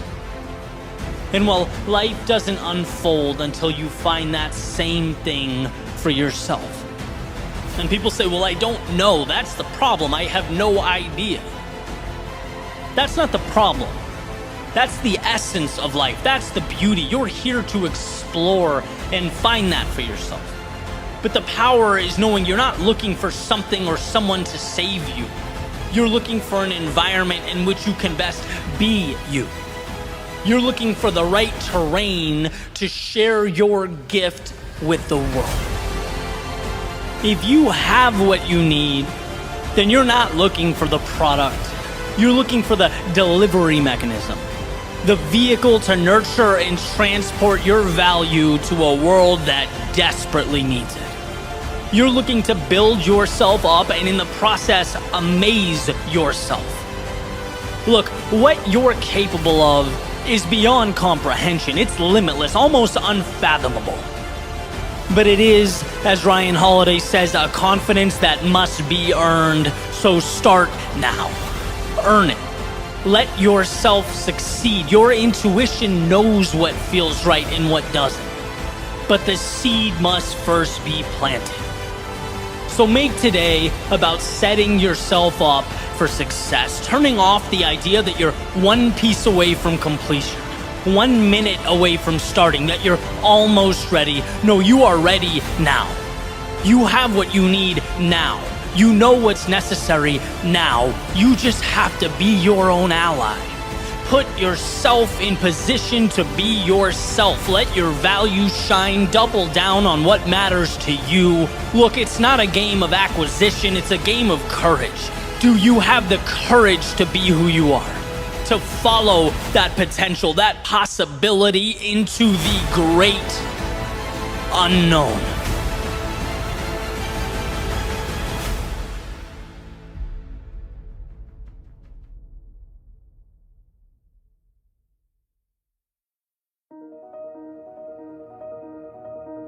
Normality is a paved road. It's comfortable to walk, but no flowers grow. Vincent van Gogh. What is normality? Well, according to the dictionary, normal is the usual, average, or typical state or condition. Common. Normal is also a decision. There's a quote by Robin Sharma, and I've looked to this for years. It states, if you want what the 5% have, you need to be willing to do what only the 5% are willing to do. What they obtain is not, definitionally speaking, normal. It's uncommon. And what they do to arrive at that outcome is also uncommon. They play by a different set of rules, and in doing so end up with an entirely different outcome than most. To put it simply, we arrive at normal when our effort level is normal. You put in normal hours or give average effort at work, most likely your results, career progress, compensation will be normal.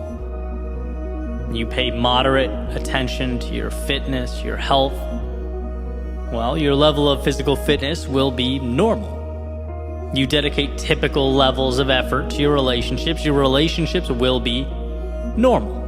Not terrible, but not remarkable. Right? And I'm sure you get the idea here, the pattern. Generally, over time, what we get starts to reflect what we gave. And here's where the self-assessment comes in, the awareness. You have to ask yourself, in pursuit of something greater, whether your actions are aligning with your goals and objectives.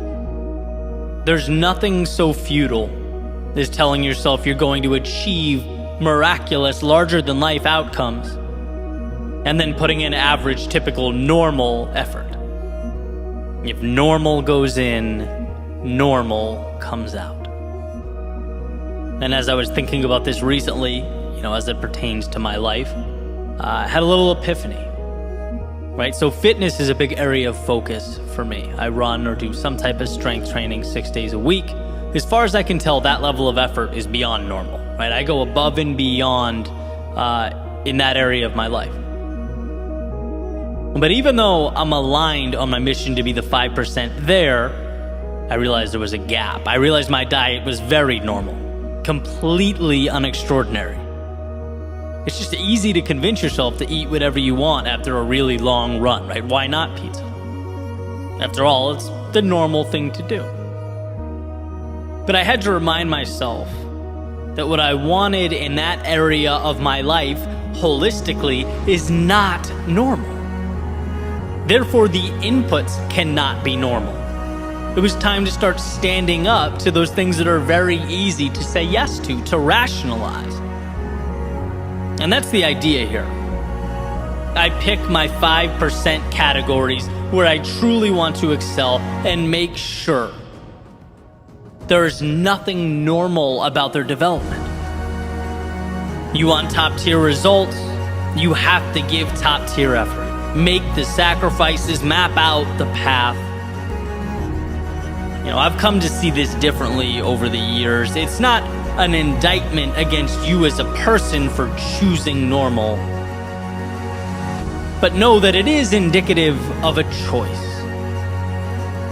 And the output eventually comes to align with the input.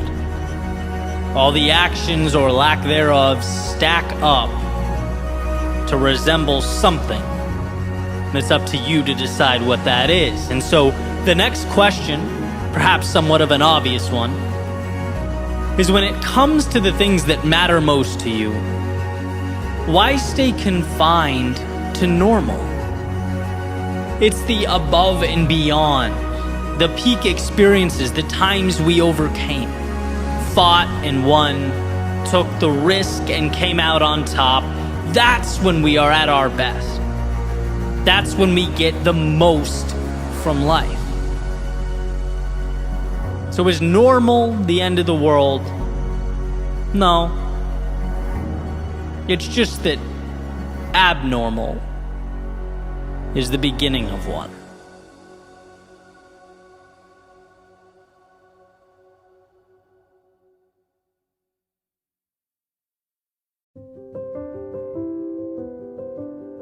I was recently reading a book called The Boys in the Boat, about 9 American rowers from Washington that won gold in the 1936 Olympics.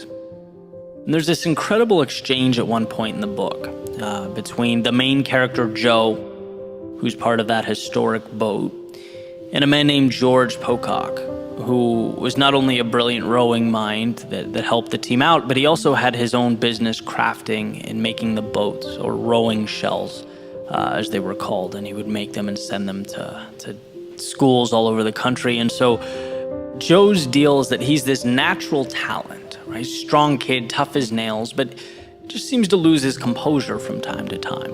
Right? When he's in the boat, there are these moments of jaw-dropping excellence, unprecedented speed across the water, and then there are moments when he loses his focus, and the boat sort of follows suit, right? They're inconsistent. And so George Pocock, being the rowing expert that he is, made a commitment to see if he could help Joe figure that out, right? The mental game. So he calls Joe into his shop and he starts showing him how he puts together these highly coveted boats, showing him the tools and the pieces and how it's nothing short of an art. He has sort of this divine respect for his craft. And at one point he pulls out a cedar plank that he'll be using to make one of the boats, and he points to the growth rings in the wood, mentioning that they tell the story of the tree's 2,000-year life. And so here's a quick quote from the exchange. He says, "Their thickness and thinness spoke of hard years of bitter struggle, intermittent with rich years of sudden growth. The different colors spoke of various soils and minerals that the tree's roots had encountered, some harsh and stunting, some rich and nourishing. Flaws and irregularities told how the tree endured fires and lightning strikes, windstorms and infestations, and yet continued to grow." Almost as if there was something sacred about it.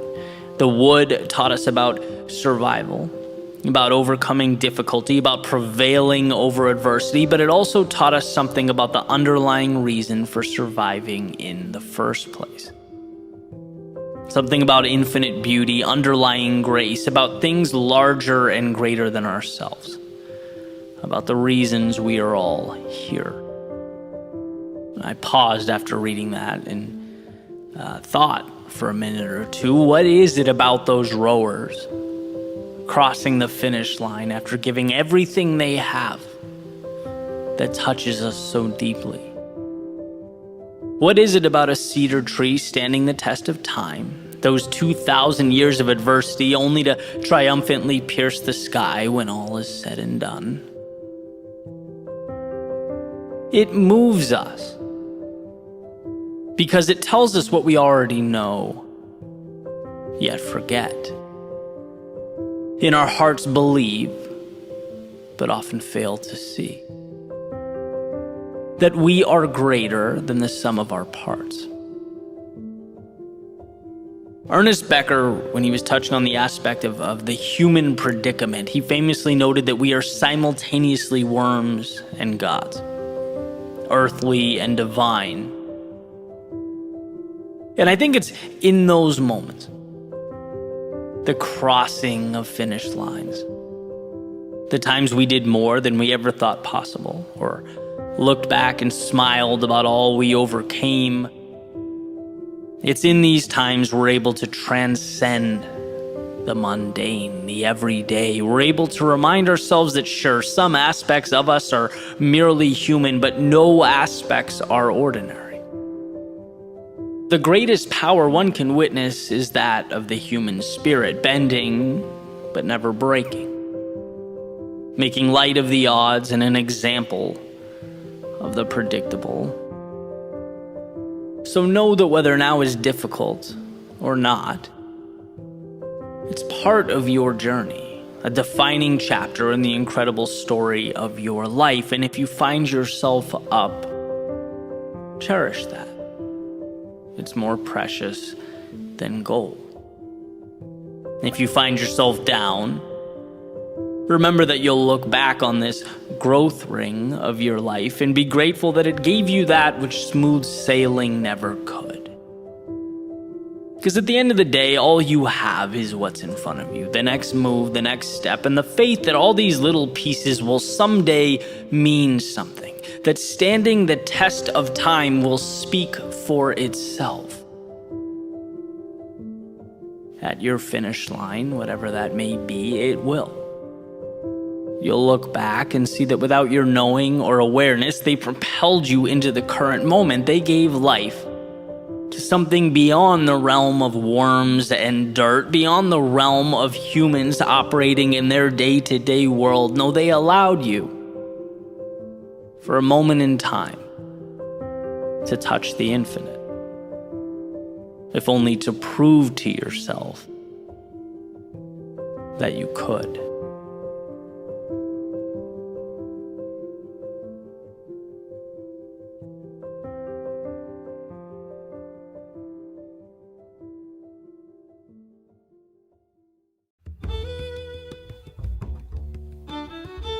For a handful of years, I'd made this annual trip to the desert in Utah. And I'd take some time to be solo to clear my head, leave my phone in the cabin, which didn't have service anyway. I'd grab a backpack with some food, my camera, and I'd just go exploring. From the time the sun came up to the time it went down, I'd follow trails through the canyons, climb over rocks, wedge myself between boulders, traverse open fields. I would get lost in something so far outside the realm of my standard day-to-day that life, well, it didn't feel like life. It felt surreal. And one day I was out there, and I guess I got kind of carried away making a running video. I looked down at the map as the sun was setting and realized I was miles from the car. In the desert. Not a good place to be. And this panic set over me, right? It was a mix of fear and annoyance with myself for letting something so stupid happen. This is precisely the vulnerability that the routine of our day-to-day lives seeks to mitigate. This is Society 101. We pay taxes and stop at red lights in exchange for the certainty that we won't die in the middle of a random desert. But hey, look, life comes at you quickly. Suddenly, that safety net wasn't there to protect me. Now what? I started running in what I believed to be the general direction I came from.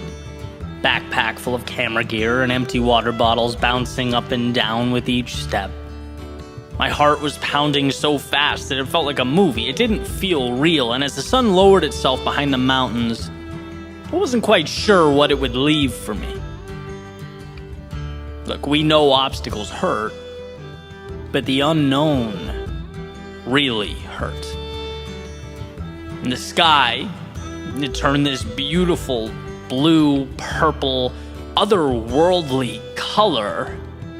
I guess it was the landscape saying goodbye before it faded to black. And I knew it would be black, like can't see the hand in front of your face black. And as I continued on, the night sure validated my concerns. I had to stop running. I had to walk because I could no longer see the bushes and rocks I was stepping over. Eventually I paused for a second, reeled myself in, put my hands on my hips, sighed, looked up. Noticed something I never really had before. The sky. Well, that makes zero sense, one might think, considering I'm a human being and I live on Earth where there's very clearly a sky, but no, not like that. Not like Utah desert sky.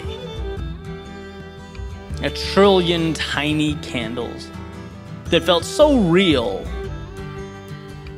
that I felt for the first time nothing separated them from me. I was a part of it. I was immersed in a blanket of stars. If I could live for 20-something years and never see that, imagine the smaller miracles I've been blindly dancing around. Imagine the beauty that isn't hanging directly over my head. It was out there, and I vowed from now on I'd find it just like this path home, but hey, let's start there. And perhaps in the moment it was that I felt part of something bigger than my mini crisis. Or maybe it was because common sense had finally set in. But I got this feeling of calm. By momentarily losing myself in the stars, I came back down to Earth. I understood everything would be okay, that worst case, I'd just pace back and forth until the sun came up. I mean, sure, it wasn't 100% everything would be fine, but is it ever? I proceeded to walk forward, eyes fixated on the ground in front of me, using the screen on my camera as a guiding light. Perhaps this wasn't the right path, but at this point it was the one I had committed to. Some time went by, and I saw in the distance what I was pretty sure was either a cell phone or a flashlight, which I know, what a concept. I followed it, more sure of myself with each step forward, eventually passing a sign indicating that the trailhead was 1/4 mile in the same direction. I paused again and smiled to myself. Ultimately, I found the parking lot, hopped in the car, just as the odds suggested I would, and I departed for my mini adventure.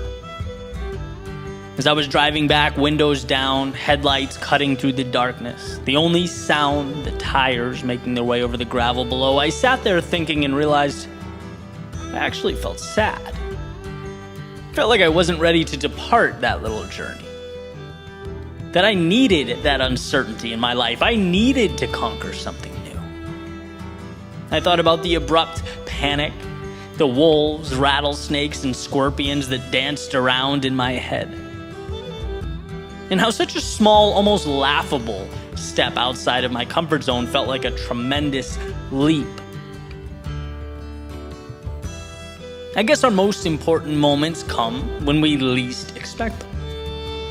And while I learned a lot about myself that night, I learned that there will be times we find ourselves wandering through the darkness of life, maybe ill-prepared, angry at ourselves for not foreseeing that things would unfold the way they did.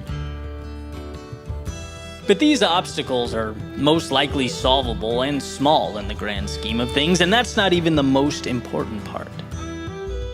They are the gateway into our souls, into the ecstasy and the adventure that live outside the confines of parameters and checklists and routines.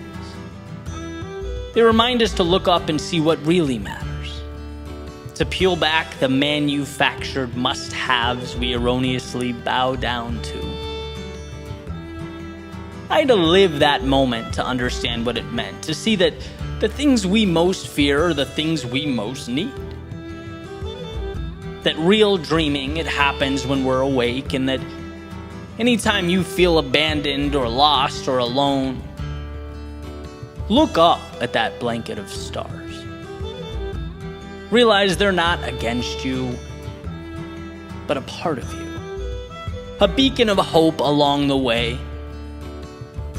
And know they can't promise you answers or guaranteed outcomes. But I can promise you, you wouldn't want that anyway.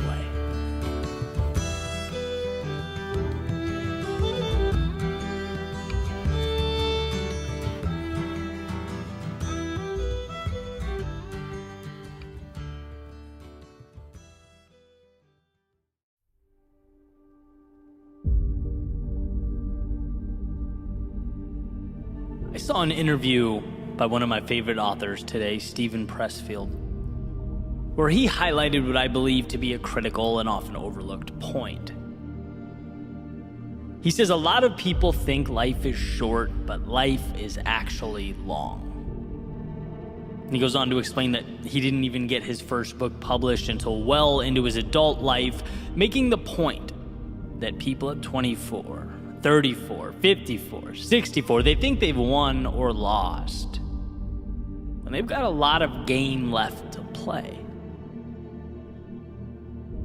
And this message, it does a few things. I think first and most obviously, it creates a kind of calm. Like, okay, I can take some of the pressure off myself. Life isn't a sprint, it's a marathon. I'm not doing so bad. Sometimes we lose that perspective.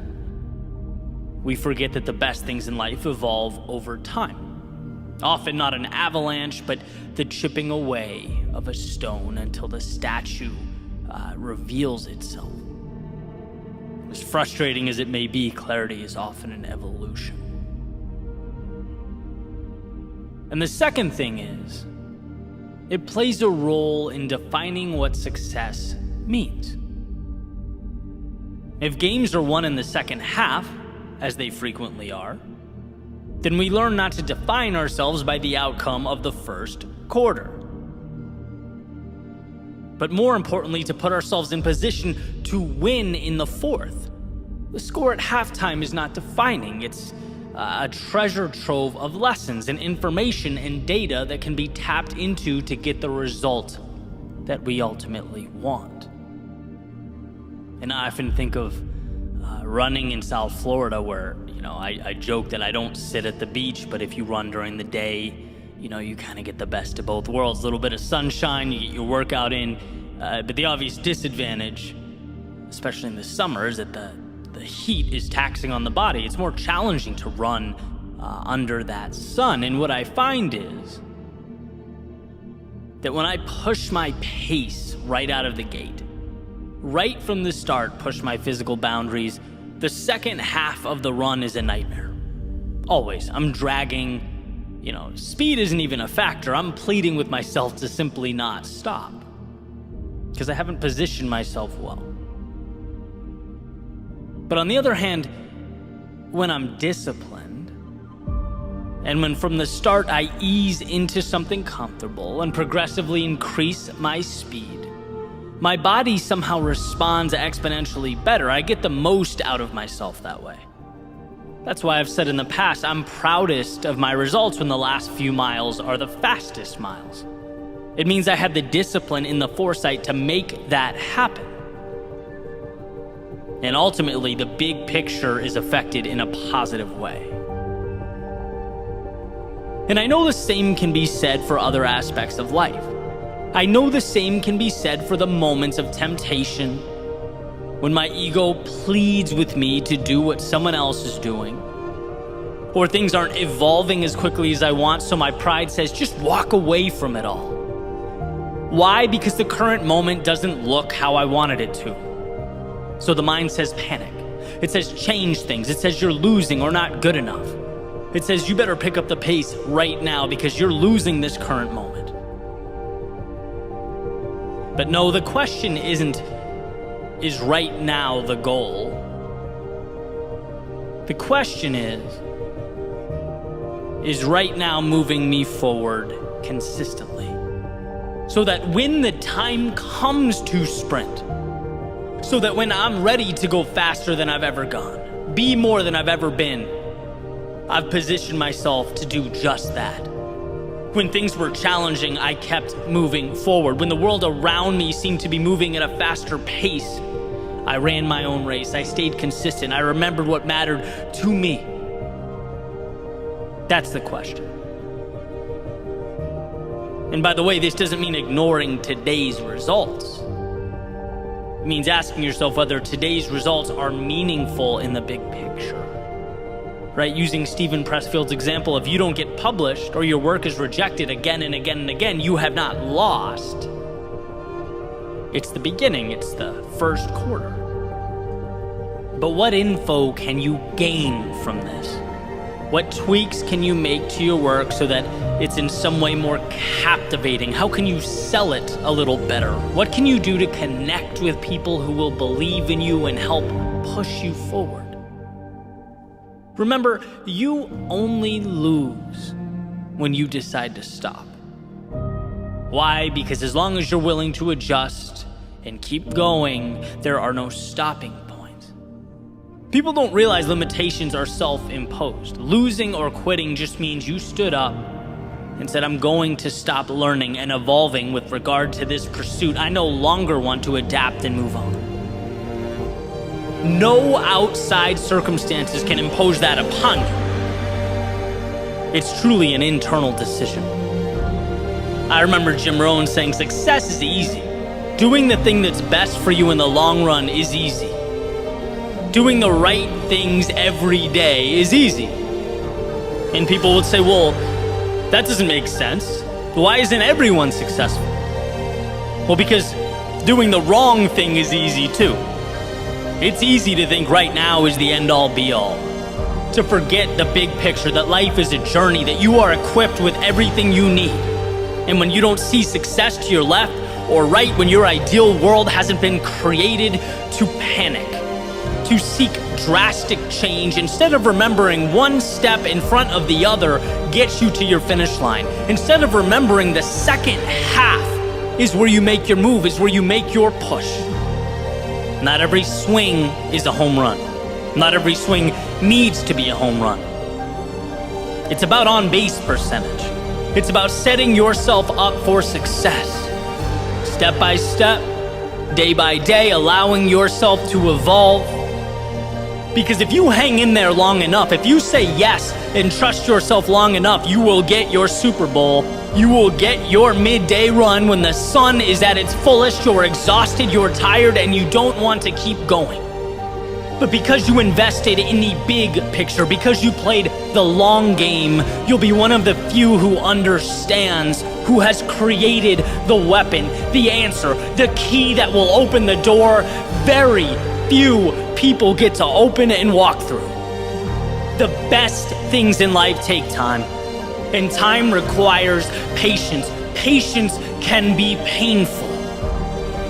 It can cause suffering, chaos.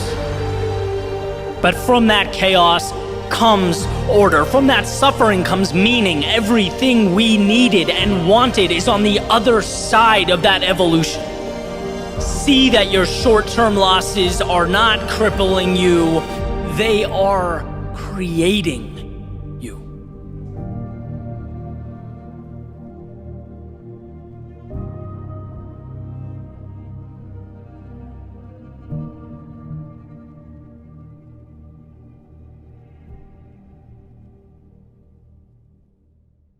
In the midst of chaos, there's also opportunity.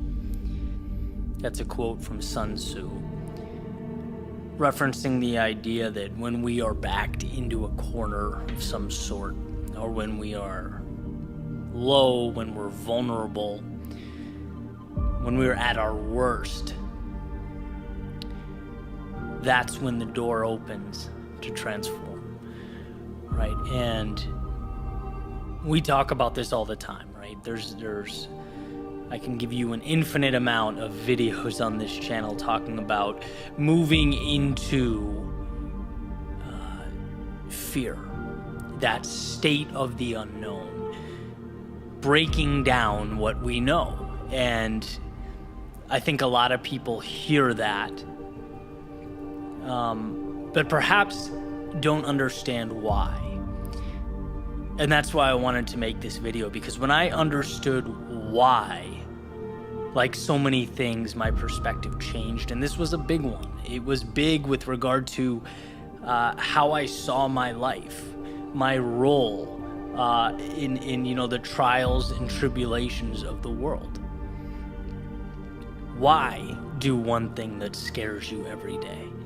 Why do the difficult thing? And the best explanation I've ever heard, I was listening to one of Jordan Peterson's online lectures.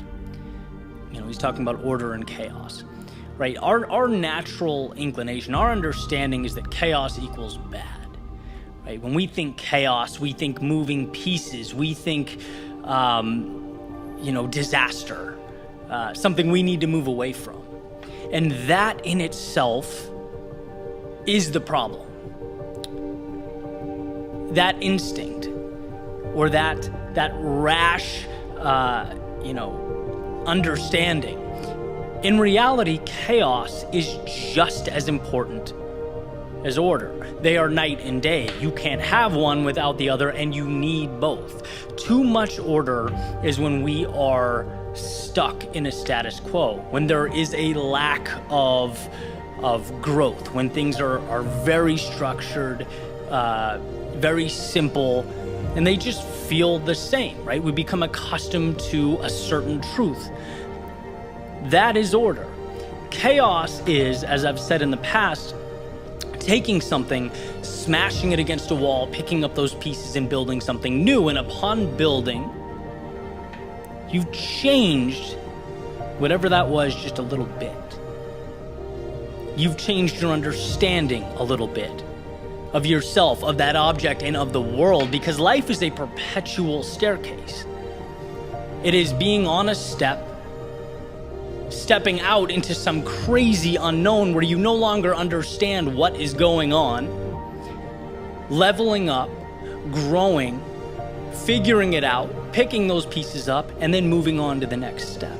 It is building and breaking, and building and breaking, and building and breaking. So why step out into the unknown? The unknown is the only way to break the status quo. The unknown is the door into a next level, a new you, a new reality. When you look at it, human beings want to bucket things into good or bad, right? And when the reality is, most of the time, the truth and the value the reality is in the gray area, right? So when we think about the good times, we think this is what we want. This is ideal. Things are fluid. They're simple. But that is antithetical to change, right? Change comes from chaos. Just like when I thought things were going wrong, my first thought was always, oh my God, the world's ending. This is not good. We need to find a way to completely mitigate this, to change the situation. Now, when the wheels fall off that metaphorical wagon, what I think is, well, here is the opportunity. Here's the opportunity to build that new step, to create a new order, so that I can live my life differently. See, we don't level up unless the situation around us requires that we do so. Sometimes life doesn't give us a choice, right? Sometimes the world backs us into a corner. But there are a lot of situations where we need to manufacture that chaos. We need to drive that change, climb up that ladder. It's funny to think about, some of those people that we emulate, that we look up to. And, people don't talk about the risks that were taken and how many times they picked up their life, they picked up their status quo and smashed it with a hammer so that they could rebuild it and have something a little bit more sturdy, a little bit bigger, a little bit stronger. That's how wisdom is created. When I look at that cycle now, and I see it as the answer. When I haven't had one of those calls or Zoom meetings, or haven't created something, haven't, fill in the blank, that gives me that feeling in my stomach of at least some semblance of anxiety, I'm not growing. Right? The things that gave me anxiety 5 years ago, most of them are commonplace today, right? That chaos is very much order now. So what's going to be the new thing, right? That was the ceiling, now it's the floor. Well, what's the new ceiling? And that's on us to create. That onus is on us to build, right? Constructing a different world means reassembling the pieces. And so I want that message to be clear. I want everyone to understand that when someone says, what you want is on the other side of fear, or keep going, don't give up. Well, why? The reason is because that chaos is your ticket to the next level, the next staircase. That anxiety and sometimes that suffering is a portal to transformation. And it's hard in the moment to understand that. I'd never sit here and say it's easy. But me, and one of the things that changed my life is the understanding that the best things are not easy. The value is in what's difficult. The meaning is in that unknown. I think life is a beautiful thing because the pieces we need are everywhere around us. And it's a really cool realization. It's like everything you need exists. It's out there. It's waiting for you to pick it up. It's waiting, it'll correspond with the picture you want to paint, the road you want to take. But that requires stepping off the stage you're on and heading towards another. So, I want to leave you with that understanding that you are climbing a staircase to something greater, to an evolved self. You're taking your potential and you're making something with it. But that means you won't always be comfortable. And when you look back, you'll be grateful. Right? You'll be grateful for those those trials and tribulations. You'll be grateful for that chaos because it will be what made you.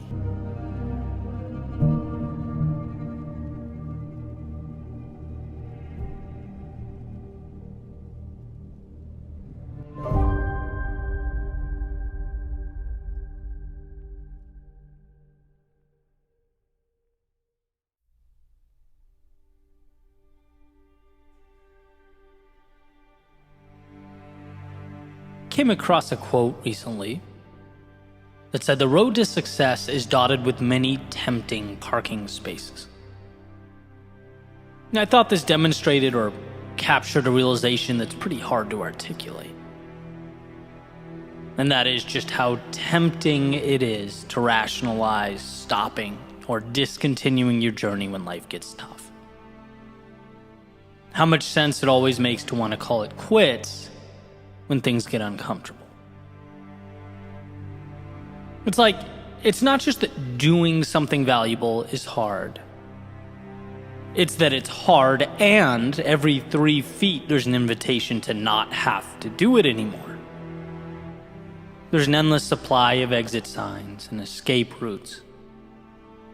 Therefore, accomplishing a goal is simultaneously saying yes to the challenging things while also saying no to the comfortable things. It's fighting off 2 demons at once. The good news, though, is that you were made to do just that. You just have to change the way you internalize the process. You have to change what you see along the way. I talk a lot about perfection as the enemy. And that's something I wholeheartedly believe to be true, but I generally talk about it in the context of perfection keeping us from starting, right? I try and unveil perfection as this defense mechanism that it truly is. Oh, things aren't perfect, I'll wait. Things aren't exactly where I want them to be, then I won't go. Emphasizing that it's in going that perfection is crafted. Like a statue being chiseled from stone. You fall, you get back up, and find that in doing so, you end up with a little more clarity than you had when you started. You let the trials and tribulations of the journey refine the product. And so that's the beginning, right? That's finding the courage to start, removing the idea of perfect when really it's just our fears masked. But what about when you've already started? What about when you're underway, when you're in the midst of those trials and tribulations? Because we all know this. When you're in pain, your body wants one thing: to remove yourself from the pain. When things are uncomfortable, your default is to seek out those aforementioned parking spaces. Reprieve from the grasp of the unknown. Things aren't perfect, then I'm done here.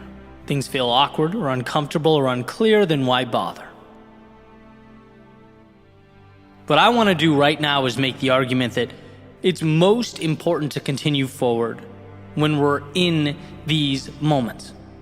It's most critical to move forward when the road is unclear and those tempting parking spaces start revealing themselves. Things are not perfect, maybe even far from perfect. And this is right about the time when we forget why we started. I've run into this in my past, right? Particularly with injuries.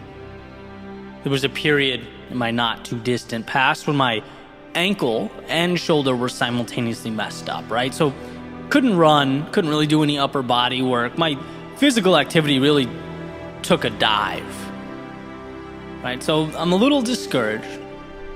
And sure enough, I found the eat whatever you want parking space. It's like, who cares? You're not working out. What's the point?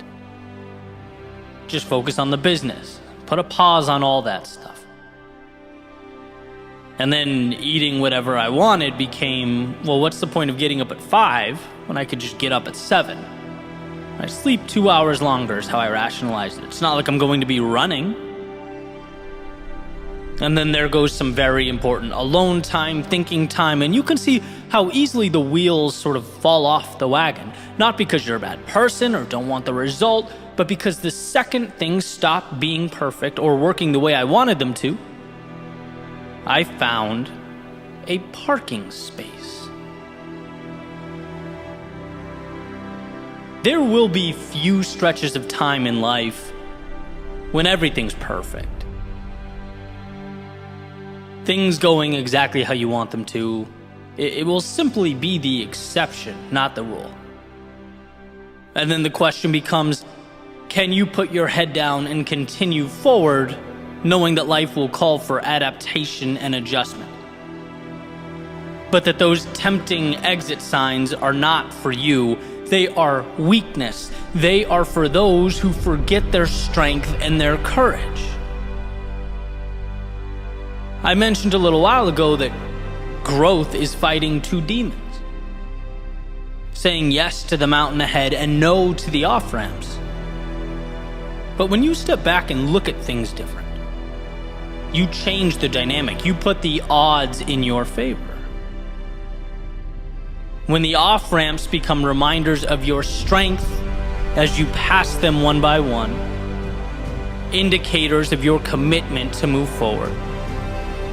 And when the mountain ahead becomes merely the way, not some giant sacrifice or monster, but merely a path, things simplify in a way that empowers you on your mission. There is no perfect or imperfect. There is adjusting when necessary and taking the next little step along the way. And using the previous example, it's like I'm injured, okay? This will definitely be a time for adjustment. Maybe it's yoga, stretching, practicing being more patient, maybe greater emphasis on meditation, mental strength, whatever it is, but we don't stop. We continue stepping forward. The next step will look a little different, but that's all. If perfect is a standard one seeking to maintain, they'll always be pulling over. They'll always be backing off because very rarely do we have stretches of perfection. Life is an adjustment game, not a perfection game. Life asks, what can you do when your hands are tied behind your back? What can you do when you're tired? What can you do when you've just endured loss, when your pride hurts, your plans fail? And trust me, that's when you see all those off-ramps. That's when something in the back of your mind says, hey, all this goes away if you just throw in the towel. Just go seek perfection somewhere else. You'll find it there. But you can chase that rabbit down a million paths. There is no perfection waiting for you, and there is no flawless pursuit. Life comes down to what will you do now? Where you are with what you have, can you find a way to win when it hurts? Look, we all need to understand that life is innately difficult. And success calls for a simplification that is adapting and stepping forward. That's all. Things are hard, you step. Things don't go as you planned, you adapt and you step. But you are always moving towards that North Star, whatever it is for you. It's deeming those parking spaces insignificant with regard to your life and your journey. Quitting is not brought about by the external world. No, failure is a decision. Failure is saying, you know what, this costs more effort than I'm willing to pay. Those parking spaces have become more tempting than the top of this mountain. Failure is a choice. And so, for one to succeed, they must simply stay in motion. Choose adaptation over a self-imposed end. Yeah, enjoy those moments of perfection, the times the stars do align. but see them as the exception, not the rule. We are not defined when things are great. We are defined by our ability to pick up the pieces and keep moving forward when they're not. Our lives are shaped by the exits we don't take, the parking spaces we don't even notice as we ascend the mountain that is life. Because anything other than the road ahead was never an option. You didn't succeed because things were perfect. You succeeded because you found a way to win when they weren't.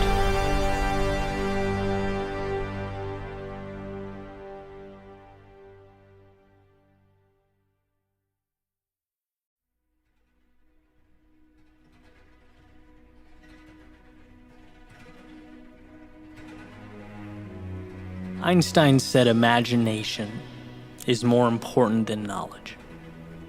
For knowledge is limited, whereas imagination embraces the entire world, stimulating progress, giving birth to evolution.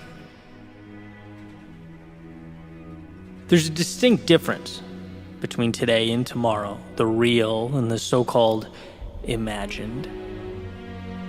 One has already been created, and the other is in desperate need of a creator.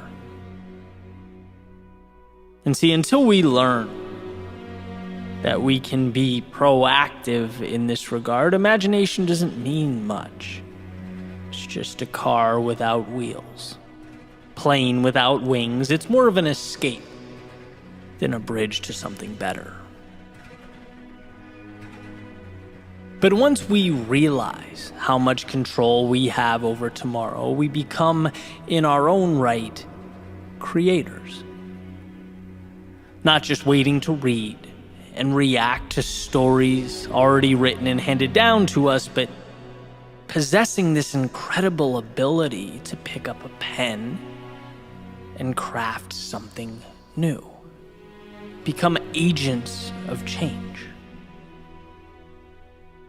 I recently came across an interesting article. Had some info that made me think. Basically, it said if you take some domesticated animals like pigs or chickens and you place them back into the wild, some of their previously repressed biological tendencies come right back into play. So, for example, chickens change their breeding habits, how they take care of their eggs. Pigs regrow their hair and that mane going down their back, and these old, repressed, kind of hidden away genes are reselected for again over time. And the animals begin to reacclimate, as though that potential was never lost. It just needed to immerse itself in the right environment. And it's like, well, if we view ourselves in that same light, now we might ask, what if we positioned ourselves to gravitate towards an environment that was best for us? What if I imagined a world, not exactly like today, but one better conducive to me being me? A world where I'm set up to thrive. Where sure, there will be bumps and bruises and losses and lessons along the way, but where I'm immersed in a journey towards a destination that excites me, that lights me up. Can I find the courage to not only imagine that finish line, but also act accordingly, move towards it? You know, I always say the hardest thing to do is to recreate outcomes that look different from the current moment. Because, well, the current moment is all we know. It's all anybody knows. And by the way, it's all anybody wants to know, right? Until something new is placed right in front of them at their feet, until proof exists. Changing your life, or the lives of those around you, means you have to literally look at the road before you and see outcomes that are not there. Then you have to believe in those outcomes. You have to drive towards those outcomes. Have conviction in your ability to overcome obstacles on your way to those outcomes. Truth be told, chasing your imagination is simultaneously one of the greatest burdens one can endure, as well as a key to that which makes life worth living. There's something about being human that pushes us towards hope, towards the possibility of a tomorrow better than today. And that's not to say don't be grateful. It's not saying don't see the beauty around you or appreciate the world you live in. But I believe we're here to take that torch from yesterday and move it one step forward. Maybe it's in our own lives, a small step forward in our careers, a relationship, or our health. Maybe it's improving the lives of those around us, family, friends. Maybe it's something larger, societal. Whatever it is, I'm convinced that true meaning in life is finding the courage to push one foot further down the path of possibility. To add one step to that ascending staircase, knowing that it will allow us to someday look back on today and be proud of what we faced and overcame.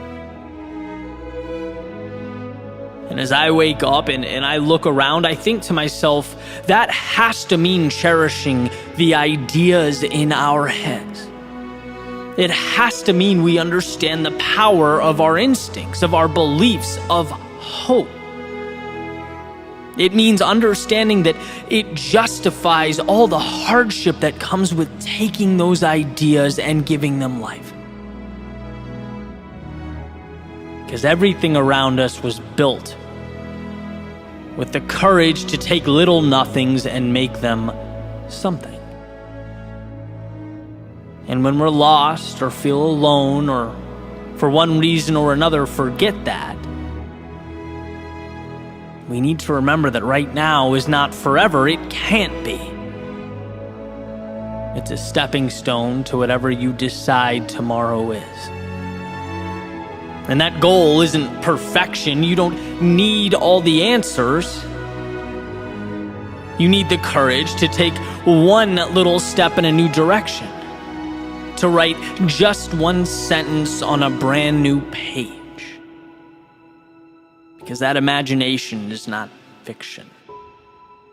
It's not the delta between the possible or impossible. It's not there to entertain. It's there because it's your map. And you may look at that map and think to yourself, you're lost. That it's unclear, that the directions, well, they're incomplete at best. But what I can promise you is the pursuit of this world you've imagined, it will bring you greater satisfaction than anything else could. It will remind you why you're here and show you that life isn't supposed to be easy while helping you appreciate it for being that way. See, your imagination is your path to that ideal state where you can thrive. Be you, push your boundaries and spread your wings. Don't ever let the current state of today convince you that your hopes and your dreams for tomorrow are too big, that you've missed the mark or stepped out of line. In a world of reaction, be one of the few who looks in the mirror and decides to live life proactively, take initiative. Be one of the few who stands wholeheartedly behind that world they've imagined.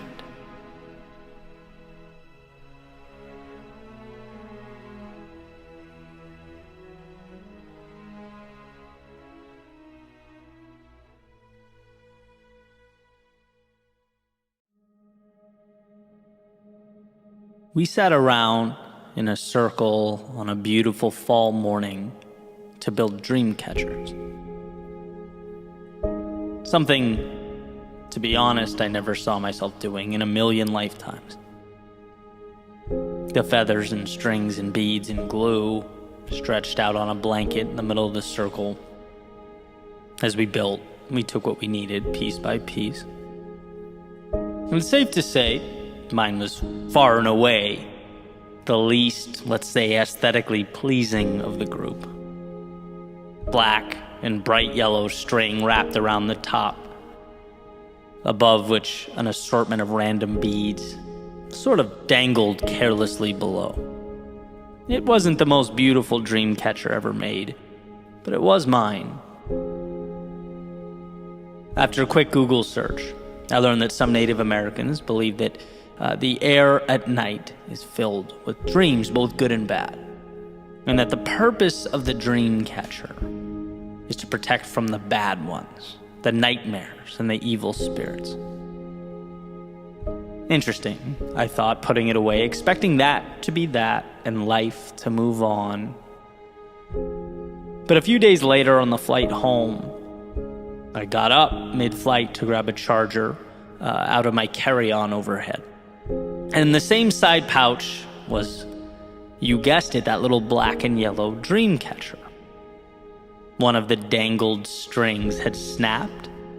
My sloppy craftsmanship already was causing the top to loosen up. But something compelled me to grab it, along with my charger, and I sat back down. I had 8.5 hours to kill, put my chair back, and closed my eyes. The previous week had been an important one. A complete break from, my typical day-to-day routine. And probably more important, some forced introspection. I like to think of the trip as briefly leaving the heart of a city. Which, when you're in a city, you obviously know you're there, but you can't really grasp the magnitude and scope of the place.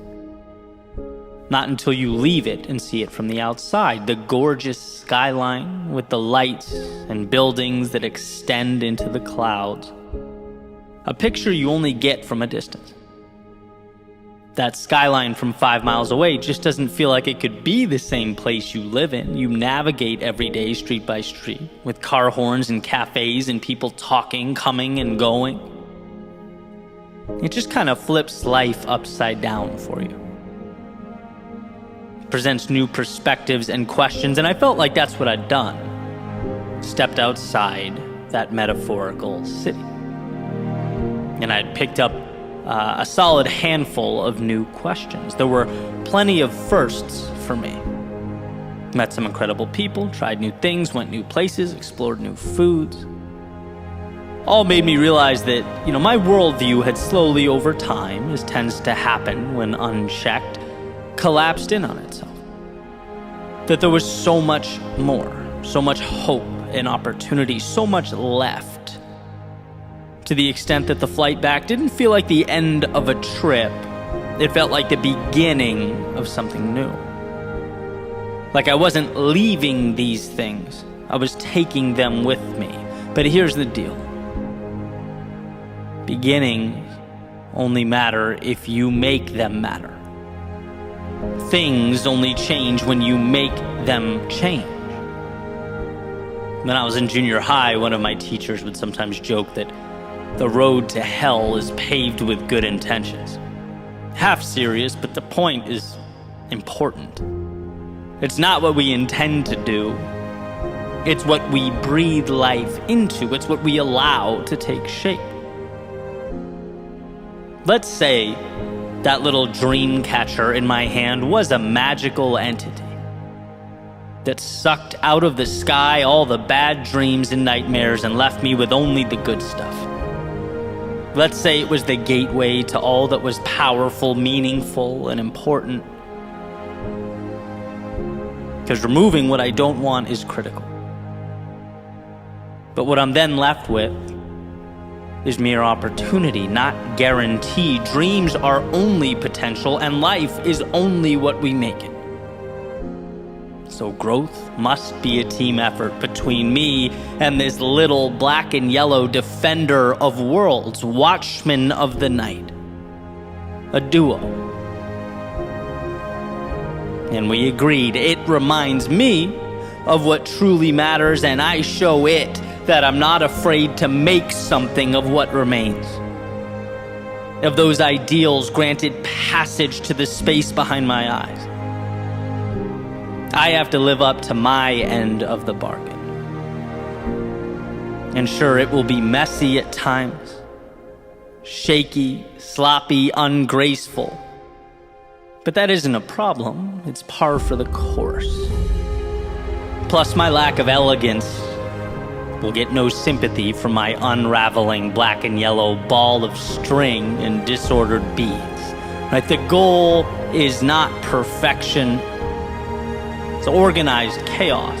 It's a commitment to the unknown, to taking the pieces and building something with them, even when we don't understand what it will become. And as the pilot's voice interrupted my sleep through the intercom, letting us know to prepare for landing, I realized the magic of where I'd just been and how it would evolve into the road ahead.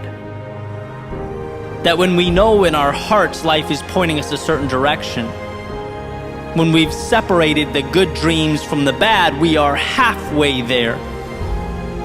Now we must have the courage to realize what's possible. To be strong enough to stand up when we have something to say. To embrace what calls to us, to explore where our paths may lead. To get up and dance when the music plays. To stop holding back tears when they must fall, to smile when our hearts intend, to leave the old stories and narratives behind, and to step beyond our egos and towards our authenticity. This is how we make sure that the dream catcher's work is not in vain. It's how we make the most of this gift we've been provided. And so we sat in a circle on a beautiful fall morning to build dream catchers. Maybe not to collect the bad dreams, but to remind ourselves that it was okay, no, necessary, no, everything, to let ourselves make the good dreams reality.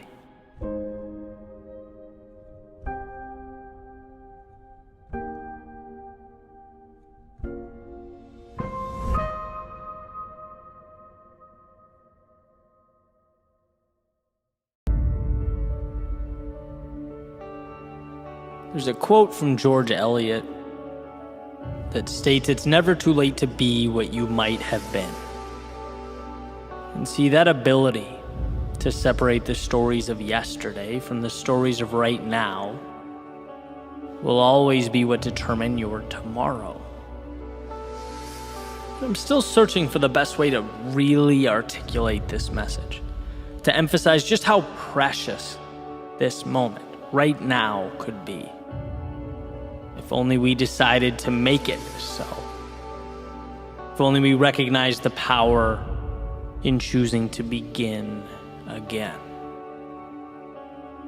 Now, I understand the power of habits, how they define us, and how, practically speaking, change isn't as easy as saying you're going to be something and then just becoming that thing. No, you have to build habits, your actions. They become your life, and there are plenty of resources on habit building. Like James Clear being one of my favorites and someone I point to often. One of his best quotes, he says, "The task of building a good habit is like cultivating a delicate flower, one day at a time." Right? Meaning little actions over time create big results. But before any of that, before any steps, before any habits, before any action, we have to know that once a page is turned, it's gone. It becomes data to guide your next decision, and that's all. It's understanding that yesterday is not you. Only a resource for you to look back on as you reflect on what worked and what didn't, what you loved and what you didn't love, where you went and why it mattered. But you're not yesterday's losses or mistakes or tragedies. Just like today's weather is ultimately independent from yesterday's. Sure, they may follow the same patterns, same rules, same guidelines. And that's great. That's how we get the data that allows us to look back and calculate what's best for us. But ultimately, today is a new day. A day with the potential, the capability of becoming something extraordinarily beautiful. And we may think, okay, right, I get it. Sure, I can become something new. All right, let's go. But the question is, do you really believe it? Do you really understand how malleable you are? How you can bend and fold and shape yourself into something new? Because the second you get that quick blast of motivation, right, that tiny bit of courage and dip your toe in the water, what happens? Life says, not so fast. Your mind presses play on a giant projector, showing the film of who you used to be, right? Not who you want to be. Social media displays a seemingly perfect collage of everyone around you pretending to live problem-free lives and prompting you to think, oh, this must mean I'm doing something wrong. Right? TV, news, media, politicians tell you that life is too hard. You're too oppressed to find your way out of this. Of course, not without their help. So why try, one might think? Friends may disappear, or worse, criticize the fact that you've changed, as if that wasn't the point of life in its entirety. And my message is this. Yes, change comes from habits. And yes, habits are small, daily decisions, but also creating that mental space to welcome in those new habits, to understand you're worthy of more, to understand right now is a beginning. That is both the greatest challenge and greatest accomplishment. Giving yourself permission amidst an endless array of adversaries. That's what makes or breaks you. Not how close you keep your running shoes to the door so that you see them and it triggers those AM workout sessions. No, that stuff's important, but does it matter if you don't see yourself as someone who's going to use those shoes as a tool to change into something new? To put them on when you don't want to, when you feel tired, when you're busy? Who are you going to choose to be? And can you hold on to that idea? See, I obviously enjoy motivation, right? I consume a video or an audio almost every morning. I feel like it gets me in the right headspace, and then I get on with my work, right? And for the most part, it does a great job of communicating to us what we need for that moment. It's like, believe in yourself. Work hard. Don't you dare give up. Amen. But where it sometimes drops the ball, in my opinion, is the why. Why believe in myself? Why work hard? Why not give up?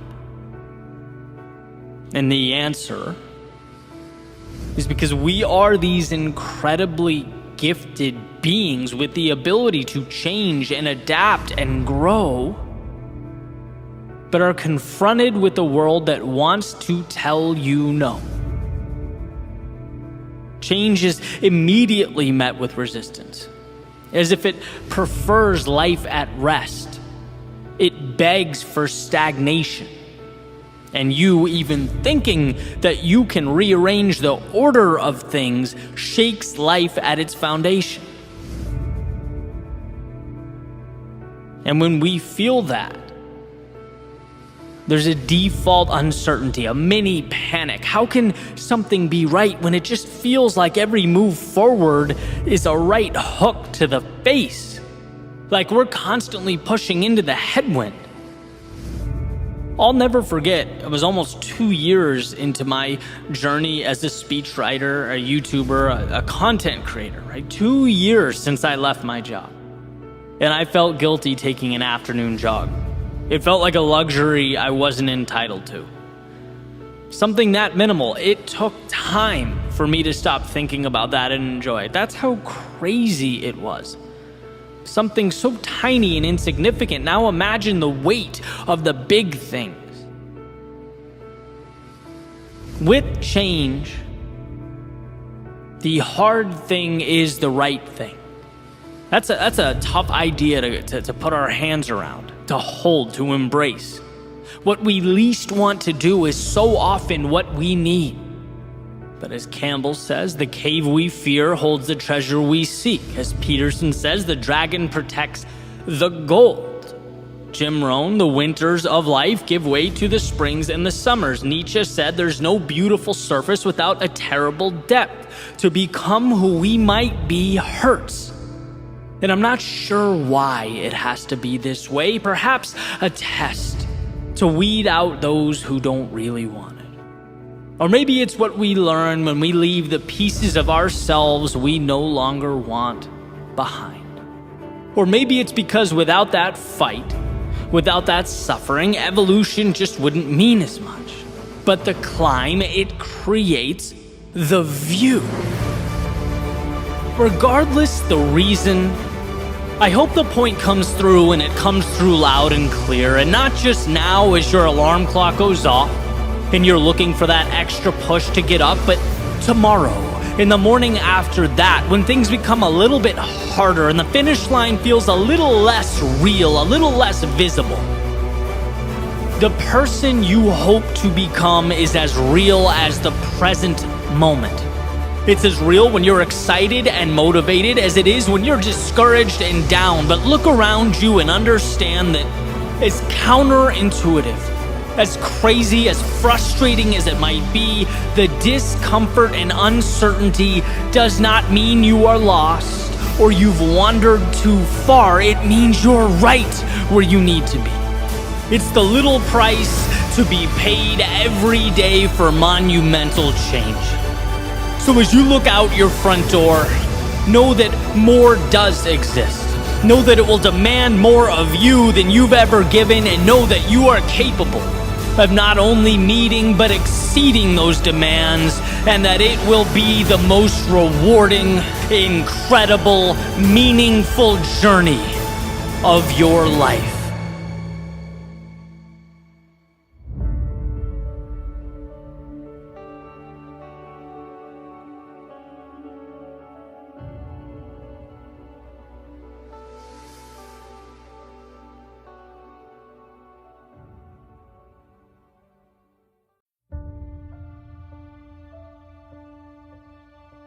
What is failure? Perhaps when the plan falls apart.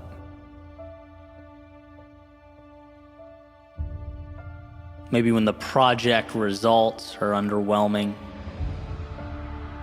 No, not quite. When your heart breaks, momentum stops, when your world is shaken at its foundation. No, to put it simply, failure is not going. Failure is the plan never falling apart because you were too scared to make one. Failure is never being underwhelmed by the results of that project because you couldn't find the courage to start. Failure is no heartbreak. No setbacks, no challenge to your worldview because you stood still.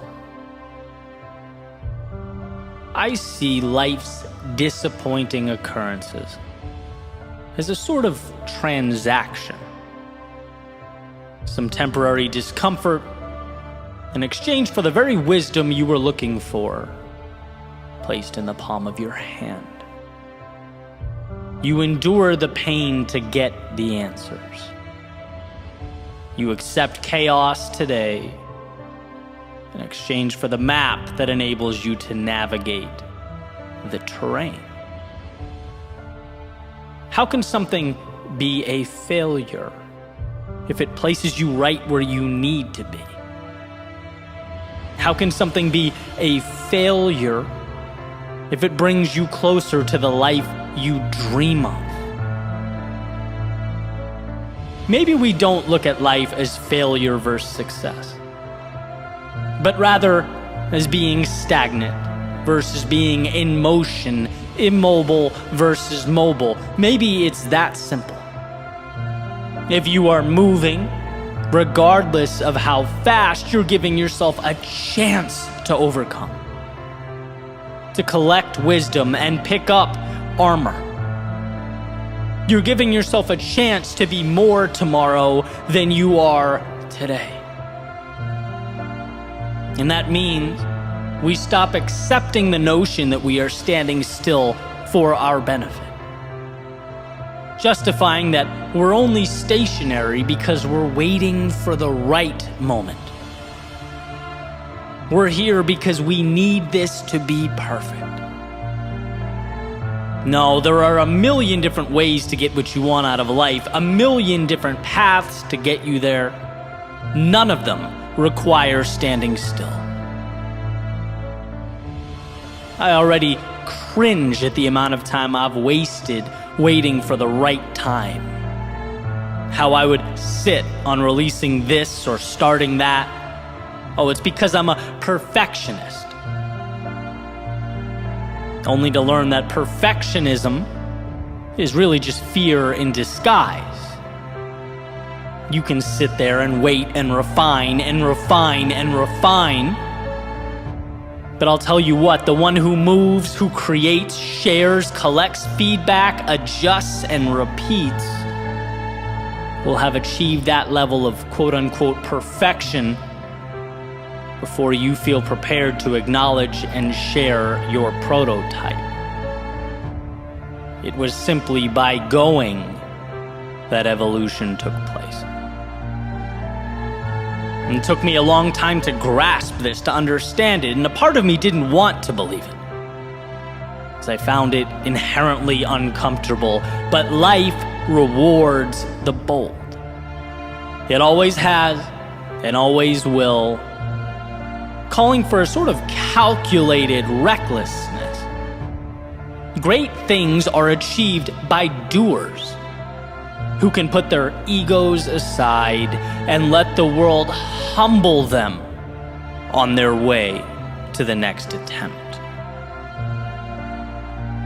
In Ron Chernow's biography on Washington, one of the common themes, which I believe made Washington one of the most influential people in the history of mankind, was his ability to think, analyze, seek out the opinions of people around him, and then, once decided that was that, he was all in. The rubber had met the road. This was now the way. And I find power in that, as overthinking is so often our undoing, right? Weighing out worst case scenarios, contingency plans, this versus that. When progress requires that we spend a little bit of time deciding which general direction we go, but most importantly, that we start. And I think we've all been guilty of this. Over-analyzing, over-planning. But just like a sailor can't predict the winds, we can't predict all life's variables. Again, it's deciding on a general direction and then trusting ourselves to navigate life's obstacles as they arise. It's finding trends and patterns along the way and doing our best to utilize them as we move forward. There will be points where the road ahead seems overwhelming, the obstacles too abundant to make sense of, where the mind compels you to stay where you are and stare out in awe. It will suggest that what's behind you is safer, that the world you know contains fewer monsters than the world you don't. it might even convince you that whatever ambitions you had weren't really that important, that you could easily live without them. And the longer you stand there, the longer you listen to that voice, the louder it gets. You dismiss it with every step forward. Your momentum is a dagger through the heart of any doubt that once tried to occupy the precious real estate behind your eyes. You don't have to outthink it, outsmart it. You just have to move forward. And what you find is that the mountains you once peered up at weren't all that they seem. A culmination of little hills that can be climbed, manageable rocks that in actuality can be used to propel yourself up the mountainside.